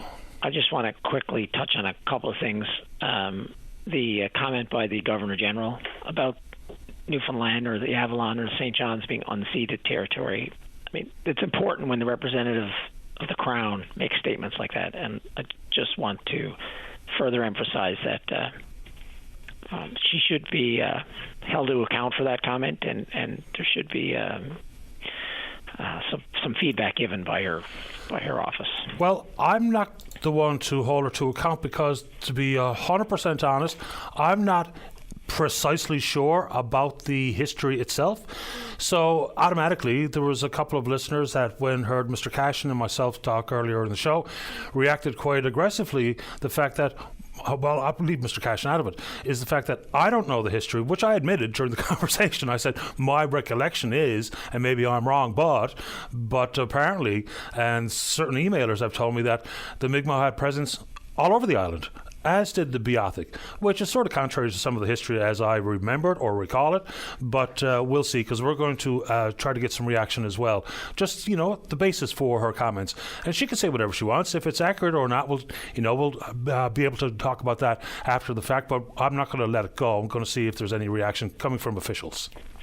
I mean, the word unceded land means never legally given to the Crown. So when the representative of the Crown says that it's unceded, that actually is a fairly significant statement to be made. Definitely, okay, to my mind, unsupported by any historical or data. Anyway, also, I just want to quickly bring some context. I know you keep mentioning the companies that benefited from the wage subsidy, and as a company that relied on it to survive, I totally see that side, and I also know what it was like in the moment, the uncertainty. But I also want to balance it off with, there was a lot of public employees who got paid to be underemployed, and at the time there was no option of them going on the different programs. Of course, they could have been laid off. That was an option. That's why we pay EI. We remind everybody that that the feds, the province, and the municipalities all pay employment insurance payments. I don't know why if we don't ever use it, but I just want to lend that to it. And there was also private companies who received contracts from the different governments that did very, very well too. So, I know it's great. I'm always cautious because we sometimes demonize companies, but we need to hold our public institutions to the same standards, the agency boards, commissions, and the different levels of government, how they spend our money as well. I've been very, not careful, but I've been on my own point when I make the wage subsidy issue and I use the one example because I think it's a fair one. Even though I believe there were 17 companies that received the wage subsidy for the first time in their history, created a dividend for their shareholders. There were other companies that expanded their dividends, increased their dividends. But when the Royal Ottawa Golf Club treasurer tells the floor at an AGM we're $1 million to the good, and the answer as to why is the wage subsidy, that's not what it was for. Quite simple. And I don't feel bad about holding the Royal Ottawa Golf Club and the muckety-muck members to task on that one because, in their own words, they abused what was there for keeping the doors open, keeping business alive. Yeah, no, 100%. I just want to just add that little bit of, because unfortunately I feel like we need businesses, especially small businesses, and a lot of us were just, the uncertainty was so massive, and at the end there was no mechanism to give the money back. In the moment, you never knew what tomorrow was going to bring. You never knew when you were going to get shut down. And so, but also people need to be aware that all that money was taxable. So any revenue that came in through wage subsidies was actually tax was paid to the federal and provincial governments on any profit that it generated, if there was profit. Well, every part of the pandemic supports for taxable income. Correct, that's right. And of course, people were trying to be reminded frequently during the CERB days is that set aside some money because the tax man's going to come calling because it's all taxable income. And of course, that caught a lot of people out, I will say. And now, so the concept of offsetting, I know some people are still paying back some CERB. And as I also mentioned, starting today, the CRA is going to be taking legal action quite likely to try to recover the outstanding $9 billion in overpayments. They also are auditing all the wage subsidies as well. So if they deem that you received money you shouldn't have, then you got to pay that back. Along the same lines, the head of the NLTA, Trent Langdon, was on blaming the politicians for the teacher not getting paid. And I understand where he's coming from, but he knows just as well as everybody who has into his organizations understand that obviously that this is down on a clerk level. There's one people or there's a group of people who are responsible for make sure these files are uploaded. I have to do it for my business. I'd like him to expand that to say he'd like to see accountability for the people that we actually pay to do the job. It's great to throw bricks at politicians, but ultimately it wasn't a politician who made that mistake. No, and I mean, if it's simply an issue regarding not checking to see whether or not a file was uploaded correctly, that's one thing. But I think the payroll conversation, as Mr. Lane pointed out, and he's not wrong, is if we've had a persistent problem over the course of time for substitute teachers and the replacement teachers, then that's a bigger issue as to whether or not someone fell asleep at the wheel, not checking whether or not the payroll system or the file was uploaded correctly one day. Correct. I mean, we pay a lot of managers and different layers of our employees to look after that. And in all fairness to the Minister of Education, she shouldn't have to worry about whether or not people are getting paid and getting paid properly. That's what we pay the managers for. And I just it's great to throw rocks at the politicians. It's an easy thing, but if it doesn't solve the problem and if there's no accountability, I mean, I think that all of us need to hold everybody accountable. So I know those are a couple of rants. And on that one, how do we hold people who are nameless and faceless accountable? It's long been a concern of mine. A lot of the decision making made at Confederation Building, and I would suggest at probably City Hall, is made by staff. Now, council and the members of the cabinet can always reject the information and or decisions or recommendations, but it's hard to hold someone to accountable. We don't know who that person is. We don't know where the problems lie in payroll. We don't know if this is a ongoing issue because of a revolving door or potential incompetence or lack of attention to detail. We don't know. So accountability can only be afforded to the minister's office. Why? Because they've made a conscientious choice to not allow me and other members of the media to be able to ask questions directly of senior bureaucrats who hold a lot of the power, a lot of the knowledge, and a lot of the decision making. You have to believe that when ministers change as frequently as they do on some files, with the inability to firmly understand every single fact facet of their portfolio, they'll take recommendations from senior staff. I mean, there's a reason why we have assistant deputy ministers and deputy ministers that stay for quite a long stretch in many departments, because they're the keepers of the knowledge. You're right, and HR is sensitive. It is. And you never really know what, to your point, I mean, is there a person with an addiction? Is there a person with illness? You never really know, and obviously that can't be discussed in the public domain. And for me, I just want as much responsibility from the bottom up, because ultimately, to your point, yes, the managers and the deputy ministers, they're the gate. They hold the knowledge. However, the people who do the work, and a lot of them do the yeoman's work, are at the lower levels. So, again, it just rubbed me the wrong way when Trent was just throwing rocks at politicians. I just want everybody to lean in and do a little bit more and try a little bit harder, because I feel like, especially since COVID, but even leaving in the COVID, that whether it's public or private, it doesn't really matter. That it's just a lot of people are not necessarily doing the work we need to keep the province going, and hence the reason that Newfoundland had such a large drop in productivity in the last measurement. But anyway, I want to get over to cell phones, because I think very quickly. So I just went over to Public Mobile yesterday for $34 a month. If you bring your own phone, 50 gigabytes within Canada and the U.S. at 5G. So you can take your phone to the U.S. There's no roaming charges. 50 gigabytes, unlimited Canada and U.S.-wide minutes of messaging, international text and picture messaging, call display, voicemail, call waiting, call forwarding, conference calling, a free SIM. The only negative, we know Wi-Fi calling, if that's something you use. But for a lot of people, and this kind of bleeds into the recycling and all that stuff. If we can hold on to our phones or pick up a used phone, a lot of people don't need the latest and greatest phone. There's a significant footprint to buying a new device. But if you can get to the point that you own your phone, or you can pay it off, or you can get a used phone for $34 a month, and I don't care what your situation is, that's a big savings for a lot of people. And I moved up. My wife has been with Public now for a year, so it was a bit of a test. It's using the TELUS system, which in Newfoundland is using the Bell system. And I think, a lot of people are getting buried by the cost of their telecommunications. I just want to put that out there.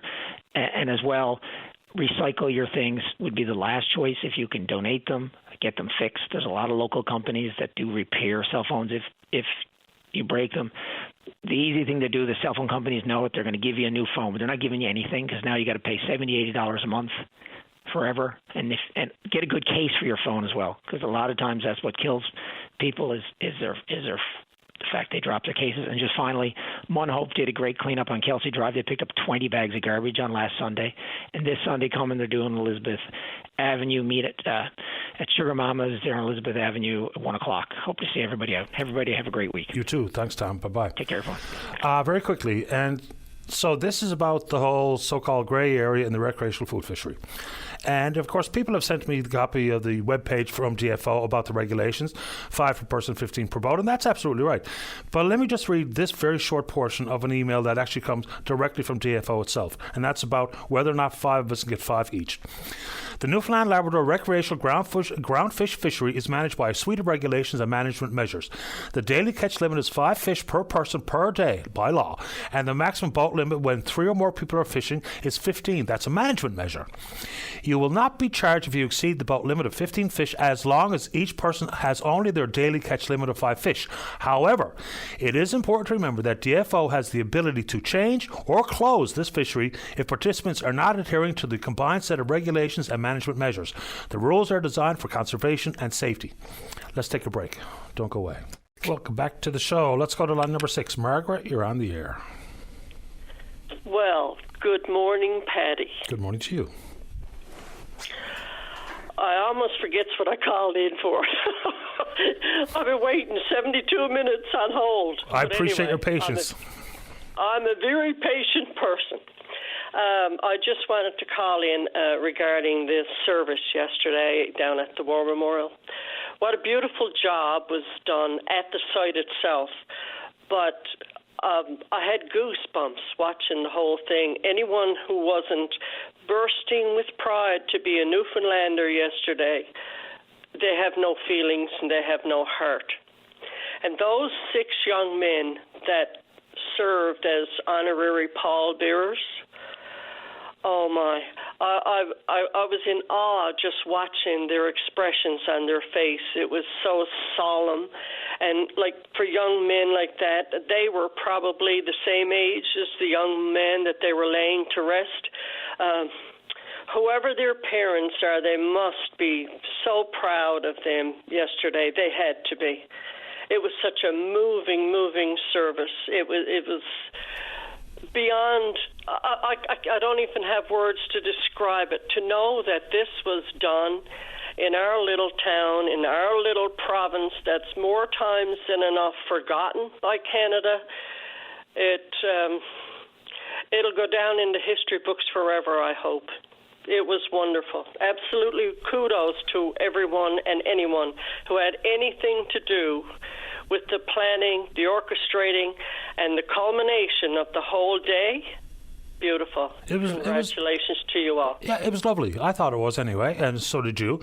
So for the pallbearers, I know the father of one, and I'll give him a shout out, Terry Roberts. His son was one of the pallbearers. And you're right, everyone must have been quite proud, including the pallbearers, to be chosen for such an honour, I would suggest. And you're right, their facial expressions never changed. The precision with which they executed their duties was really remarkable. You can only imagine how many nights in the gym or wherever they practiced or rehearsed it took to make sure that they did not get it wrong, because it was so important, and they would have been the focal point for many people tuned in. So I'm with you. And you could see the emotion, you could feel it through the television screen, whether it be from the veterans or people who were in attendance. It was really well done. And I heard from friends of mine from all around the country saying the exact same thing. They were quite moved. I haven't witnessed anything any better than how it was done yesterday, but I'll never get those boys' faces out of mind. And I can't say enough about the six of them, knowing that the boy that they were laying to rest was probably their age. Yet, it blows your mind to think about it, and I hope it'll stay with those young men for the rest of their lives. The only thing that I would have preferred, now this is my own personal opinion, and a few of my neighbors as well have agreed with me, I really and truly wish that they had have had a member of the Legion as his ceremonial family standing there instead of the Premier. No slight against the Premier, but the Legion, the Royal Canadian Legion have been instrumental from day one to bring this whole thing to fruition. And not that they were ignored, don't get me wrong, but I think it would have meant so much more if they had been the ceremonial family members. That's the only thing that I would have thought. Anyway, I'm going to change the subject now. Just on that front, Margaret, you're probably not alone with the Premier being given the designation of next of kin. And I don't know if you heard this earlier, but I asked members of the Legion about it, and we have to remember the Legion signed off on all the process, all the protocols, because they were driving this bus along with the Commonwealth War Graves Commission and Veterans Affairs. Yes. And apparently it was just very much a technical issue. Whoever the Premier of the province was going to get that designation. And so, because we heard from the commanding officer of the Newfoundland Labrador Royal Canadian Legion, Mr. Budden, yesterday, and other members of the Legion who were in attendance and spoke, I would just assume that if they thought it was inappropriate, that wouldn't have been the case yesterday. And I don't know what that means for into the future, but a lot of people have picked up on exactly that. Yes. Absolutely. I don't know if you remember last week, I called you last Tuesday about the foot marker on my father's grave, the state that it was in. Right. And I was trying to find out who would know how to clean it or where I could go, or if any other veterans had any similar situations that I've had, that I couldn't find out anything. But anyway, apparently after my call, somebody from the Veterans Affairs office in Mount Pearl called the OCM, spoke with David, and David called me, and I called the number right away and left messages, but nobody has gotten back to me. That's a week today. But, Patty, I wonder why Veterans Affairs office would be in Mount Pearl. It was always in St. John's. I have no idea, but didn't I give you the information myself live on the program? Because there is such a grave marker maintenance program handled by Veterans Affairs. They take care of something like 250 or 260,000 graves of former members across the country. Nope, never heard a sound. and all you said was you had a friend whose father did have a foot marker. Like, I don't even know of anybody around that has a foot marker. There's certainly none in our cemetery. That's interesting, and maybe that's what I said on the show after I heard back from my buddy, because he gave me the information. So there's a couple of dates of note. So, okay, it's on my phone. Just let me pull it up. Okay, so for veterans of the First World War, from the 4th of August 1914 to the 31st of August 1921, and the Second World War, 3rd September 1939 to the 31st of December 1947. So that would be the veterans who are eligible for this particular program, as opposed to if you fought in Korea or in Desert Storm or those types of things. So that's my understanding. Those are the veterans that are eligible for this grave marker maintenance program. Okay, that's fine. I mean, I've been doing our graves ever since, our family had started a grave in 1948, but I just want to know how to clean it, because I contacted one of the funeral homes, and they suggested that I contact Veterans Affairs because all of those are so different. I said, all I need to know is if it's solid brass, I can clean it with Brasso, I would assume, and the slate, well, there is no cleaning slate that I know of. But it's so tarnished, it looks terrible. I just want someone to tell me how to clean it. I can do it myself, or have someone do it for me. It's just that it's an eyesore. When the rest of the graves are so nice, it's an eyesore. I understand. And I don't know where to go. I really don't. I called Veterans Affairs, like I said. The office being in Mount Pearl seems ridiculous to me, but anyway, I did call and left a message, a detailed message with my name and number, and a week later, and I guess they're busy, but nobody got back to me. I appreciate the time, and hopefully someone does get back to you. And I would imagine these types of organizations are pretty much bombarded, but these are pretty fundamental questions. So on top of Veterans Affairs and or the Grave Marker Maintenance Program, if someone can share some additional information about cleaning, because I'd hate to pass along something that ends up damaging the headstone, or the footstone, pardon me. Yeah, well, I mean, I don't even care if it's Tom down the road. He got one, and this is what he did. I'll take advice from anybody who's had one that knows how to clean it, right? Absolutely. And I'm happy to pass it along here live on the show, or put them on to you if someone is in that exact boat. I appreciate the time, Margaret. Thanks for the call. Thank you so much, Patty. You're welcome. Bye. Take care. Bye-bye.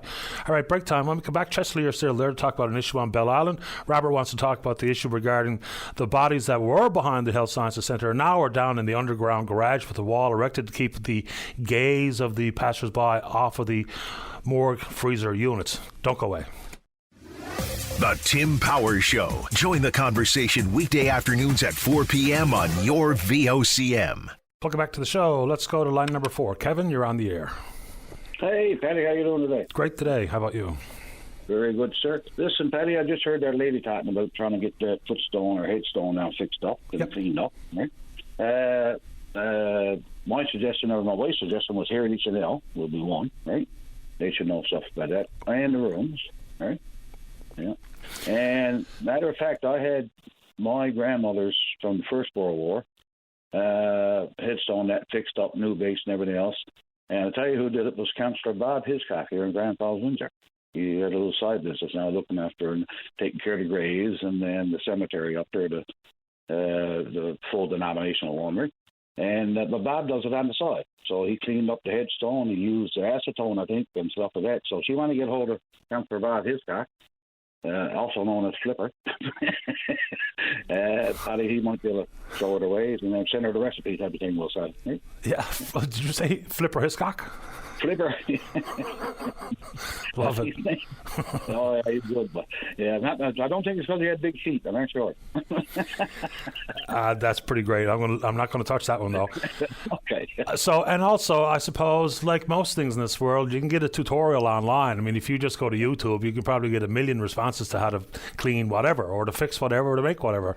So hopefully we can get some options for Margaret, I believe was her name, was the caller on that one. Appreciate the time and the suggestions, Kevin. Good ones. Not a problem, buddy. Anyway, you have a good week. Love the show. I appreciate that. Send a load of Flipper for me. Yeah, I will. Okay. All the best. Bye-bye. All right, let's go to line number 2. Chesley, you're on the air. My son is here in Doal. check, so I can see that Chesley? Maybe not. Chesley, are you there? Yeah, I think Chess is doing a couple of things at once, and so be it when you're on hold, so you got to take care of business. You want me to just keep moving, Dave? Okay, so maybe we're going to get Chesley here now. I'm going to give it a count to 3. Okay, let's go. Line number 2, Chesley, you're on the air. How you doing? Doing okay, you? Not too bad. The drains are still the same, filled with dirt. And it's the main road going down from where I'm at, down past the Westmont store. And the lanes going up and down the roads. Okay. They're not even cleaned out, right? The council should get them drains cleaned out because there's water in them, and when you go up a lane, it's still dirty, water in them, and dirt, and bottles and cans. So what's the problem? So the culverts are blocked up, or what are we talking about here? The going down the main road, there's a drain. Yep. Right, and they're full of grass. Okay. So the water can't get through it. Got it. And the council knows about it. The fellow that runs the trade school, he lives in the same lane on Gutwell Street. He lives in the same area. He should see it. Right? It's right in front of his door. You would imagine he would be able to see it, of course, and it's only going to make it worse now that we've got this massive rainfall coming today and tomorrow. Huh. I need the rain. You need the rain, do you?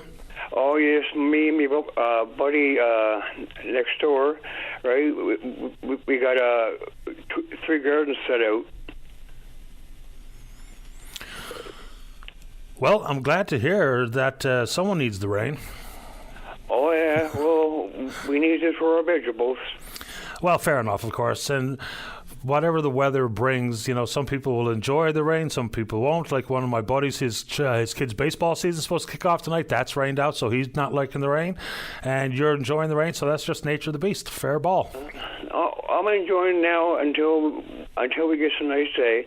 But my main object is the drains, the main road. The council is responsible for that, going straight down. And then the lane, going up each lane, the high roads are responsible for that. And they're not even doing it.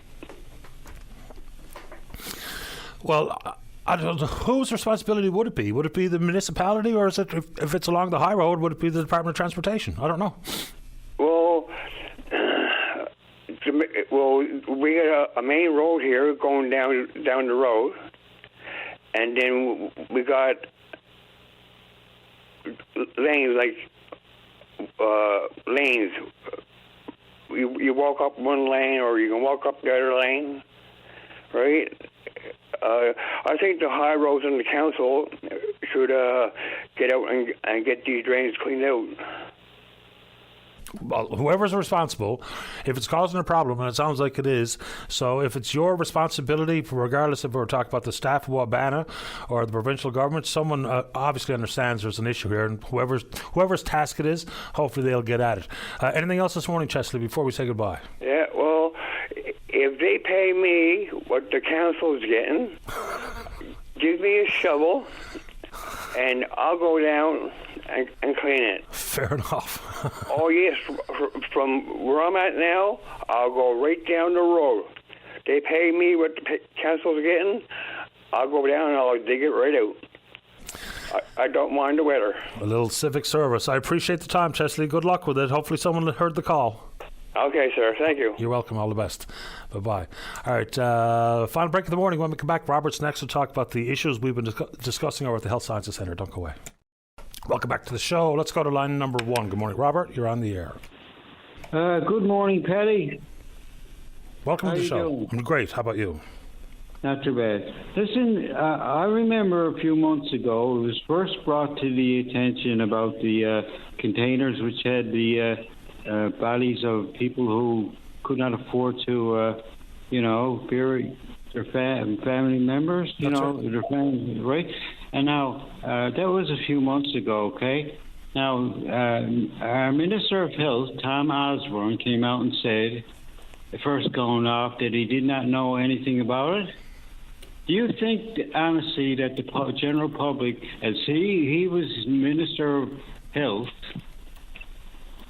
was not informed by his staff that there was dead bodies in the back of the hospital? And I'd like for him to come on personally and explain. He never explained who dropped the ball there. He never, people. I don't think people believe what he said first. He said he didn't know anything about it. And I'm calling out Tom Osborne now to explain. I know he's retired. He's gone. So I'd like for him to get on the air and explain the story behind the bodies right from the beginning. And that's the only challenge I want to give out to him.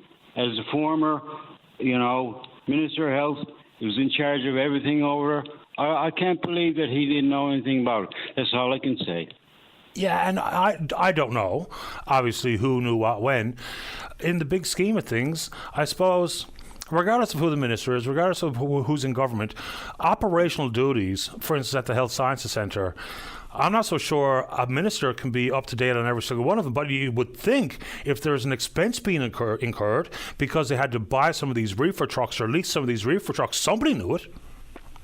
It just stands to reason. We had to pay an invoice. So it's not like it was completely unknown to anybody outside the Health Sciences Centre. Yeah, something, I believe it starts at the top.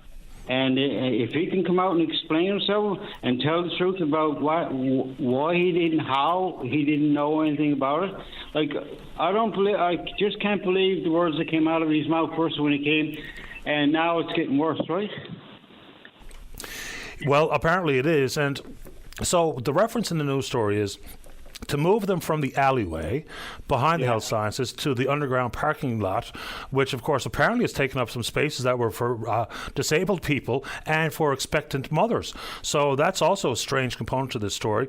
And they say it's for a more dignified setting. I'm not so sure an underground parking lot is the epitome of dignified. It kind of feels a lot like out of sight, out of mind, because they also put up a wall so that you can't see them. But the issue, again, will boil back to whether or not public policy meets expectations. If we're paying hundreds of thousands of dollars for morgue rigging equipment and expertise from outside of the public sector, then if we are spending that amount of money, it certainly stands to reason we could do something with the deceased before we have to worry about stacking them up outside a hospital. Exactly. Something, if they had been buried long ago, we wouldn't have incurred any more expense to go moving ahead to any more expense. And you know it yourself, you heard about all that too, right? Yep. Okay, thanks a lot. I appreciate it. Call them out to come out and have a say and ask, have he got the strength to come on the air and explain how he didn't know anything about it? I don't know. I don't know either, but I wonder whether or not there will be so-called reflection conversation and what have you before you walk away. Is he actually gone yet, or is it sometime this month that he's officially retired? He's staying on until July the 1st. Okay, that was yesterday. Yeah. He's gone. He's gone now. He's out of the picture. So, he never explained. That's all I want. I'd like to get an explanation from him. Maybe he might tell the truth. Maybe just drop the ball. Like maybe he's understaffed. I can't see the understaffed not telling him about it. So. Really? Yeah, I don't know. And if we happen to have one last conversation with the minister, we can go back, because even if it's about the who knew what when, it's still, I think, a basic question about math. Are we paying a lot of money to store bodies that we could indeed be, assisting with the families to actually bury or cremate them? Because the numbers, if you read the news story, are pretty big numbers. Is a sin, Paddy. Yeah, let me just give you a few, just for the sake of. Apparently, immediately after the news story broke, and that was on the SEAB, March the 6th, so here's some of the expenses that they incurred. So they purchased a morgue carrier hydraulic roller valued at $10,282.79, as well as a morgue rack lift for $96,000, $604.24. They also got the laboratory supply and biotechnology company Fisher Scientific between March 7th and March 13th, a total of $220,407.08. They bought a morgue cover frame for almost $30,000, another morgue rack roller for almost $84,000. So that's a lot of money. Oh my God! You know something? You'd bury probably 150, 200 bodies for that. Oh, you can certainly bury all the bodies that have gone unclaimed. There's no doubt about that. Terrible waste of money, Paddy. Appreciate the time. Thanks for the call, Robert. Thank you very much, Paddy. Have a great day. The very same to you. Bye-bye. Bye. All right, let's keep rolling here. Oh, here we go. Let's go to line number 5 and say good morning to actor, playwright, director, producer, dancer, singer, winker, nodder. One of my favorites, Ruth Lawrence. Hi, Ruth. You're on the air. Patty, I'm so glad that you're back this week. Nice to talk to you. Happy to have you on. Good. I'm talking to you today as a director and producer of film because my new movie, Party Pirate, which was made entirely in Newfoundland, is on a tour this summer across the province, sponsored by Celebrate NL and with the help of the St. John's Women's International Women's Film Festival. And I just wanted to say, and also, of course, the Learning Disabilities Association, who is helping us sponsor this screening this weekend at the LSPO Hall, which is the main one I want to talk about. We've got about 40 tickets left for each of the nights, so we're going to sell out, and I'm just encouraging people who really want to see it and have been waiting to buy their tickets not to wait any longer because I think it'll be sold out in a couple of days. So when you go on, we can talk about whichever screening you'd like to talk about, but how many stops are you making on the province-wide tour? We're making 10 stops. We got a couple left to confirm, but we're going to be stopping first in CBS at the Manuels River Hibernia Interpretation Center, and that's on the 16th of July.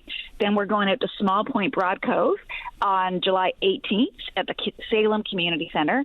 Then we head to Bonavista at the Garrick Theatre on the 19th, Trinity at the Rising Tide Theatre on the 21st of July, and then to the Rotary Arts Center on July 24th in Corner Brook. Then we're heading down to the South Coast. My hometown is St. Jackson. We're going to English Harbour West Lions Club on July 27th, and then coming back to Clarenville on Wednesday, July 31st. And the reason we're doing so many of those particular spots is because we have people involved from almost every one of those towns in the film. So it's like a pan-provincial cast and crew, and we're going to be bringing those folks in to chat with us about the process of making a movie after the film is over. And all based on a screenplay written by someone you met on day one. That is really true. Before day one. Before day one. You're very right. My son Luke Lawrence wrote the screenplay and stars in the movie, and it's based around his experiences as someone learning to live with learning disabilities and how he copes with them and sometimes how he doesn't cope with them and the kind of challenges that they've produced in his life for him. So it's a comedy, real fun. You know, every comedy has a few little heartfelt moments, and this one has a lot of heart, but mainly it's meant to give you a nice laugh in the summertime, gather with your friends, have a drink, and just laugh and hopefully set your night off right. Yeah, I mean, sometimes we lose sight of the fact that there are so many opportunities, so many talented people in this province, either on either side of the camera, when it comes to whether it be the small screen, the silver screen, or any form inside the arts. Sometimes, unfortunately, when people hear local, they think not as good as, when in fact that's the exact incorrect starting point of thought. It's so, well, I mean, I'm going to sound like I'm bragging, but I'm not really bragging. But the film sold out at the Women's Film Festival when it opened in the fall, and then it went on to win 2 awards in Austin, Texas in April, and later that month it won a screenplay award in Berlin at a indie film festival there. So outside of here, it's also getting recognized, you know, so that makes me feel better about it. Obviously, we always like to know how's it doing in other places, and so far it's doing pretty well. And if you talk about, like, sometimes we do indeed have very provincially focused culture reflected or traditions reflected or dialects reflected, but something like learning disabilities is an issue across the board, regardless of where it was taped or who stars or who wrote. It's so true, and there's very few. We couldn't when Luke was writing this, when we were getting ready to produce it, we couldn't actually find any specific example that dealt, with that issue. Like, there were some references to it, but certainly we couldn't find anything that was written by someone who has their own LDs, and so it's fairly unique in that way. And also, it's a comedy, and because Luke became a comedian, he used humor to get through his life. So that's kind of where this is based out of, is a lot of true stories, things that happened to him. And it's got a really amazing local cast: Mary Walsh, Joel Hines, who are going to be with us on Friday night at the film festival. At the screening at the Hall, and on Saturday night we're being joined by Christine Taylor, who many people will remember from her days with Corey and Wade's Playhouse years ago with Rick Mercer and Andrew Younghusband and them. But Christine has gone on to have her own illustrious career as a comedian, and she's now a scholar. She calls herself a scholar who can't read, because she discovered very late in life, when she was about to go to university, that she had severe learning disabilities. She always knew she was different and couldn't quite put her finger on it. So she's now doing her doctorate studies at MUN. So, it goes to show, the sky's the limit. You don't have to be held back because you're coping with something, and you're also don't need to feel like you're alone. 100%. Break a leg with it, Ruth. Where can people get a ticket? Thanks, Patty. So at each of those places, there should be, the best thing to do is go to my film website, Blue Pinion Films, and when you go on there, you'll see a link for Party Pirate screening tour. Each individual place has its own ticket link. They can go on that and get it. And in St. John's, of course, you can go straight to the LSPU Hall, to their website, and it's the first two screenings that are up there are our screenings on Friday and Saturday. Best of luck with it, Ruth. Thanks for the time. Always a pleasure to talk to you, Patty. Thanks so much, and thanks to your listeners too. Happy to do it. Bye-bye. Okay, bye. Here we go. All right, we're out of time. Good show today. Big thanks to all hands who support the program, and we will indeed pick up this conversation again tomorrow morning right here on VOCM and Big Land FM's Open Line. On behalf of the producer, David Williams, I'm your host, Paddy Daly. Have yourself a safe, fun, happy day. We'll talk in the morning. Bye-bye. Hello, it is Ryan, and I was on a flight the other day playing one of my favorite social spin slot games on ChumbaCasino.com. I looked over at the person sitting next to me, and you know what they were doing? They were also playing Chumba Casino. Coincidence? I think not. Everybody's loving having fun with it. Chumba Casino is home to hundreds of casino-style games that you can play for free anytime, anywhere, even at 30,000 feet. So sign up now at ChumbaCasino.com to claim your free welcome bonus. That's ChumbaCasino.com and live the Chumba life. No purchase necessary. VGW. Void where prohibited by law. See terms and conditions. 18+.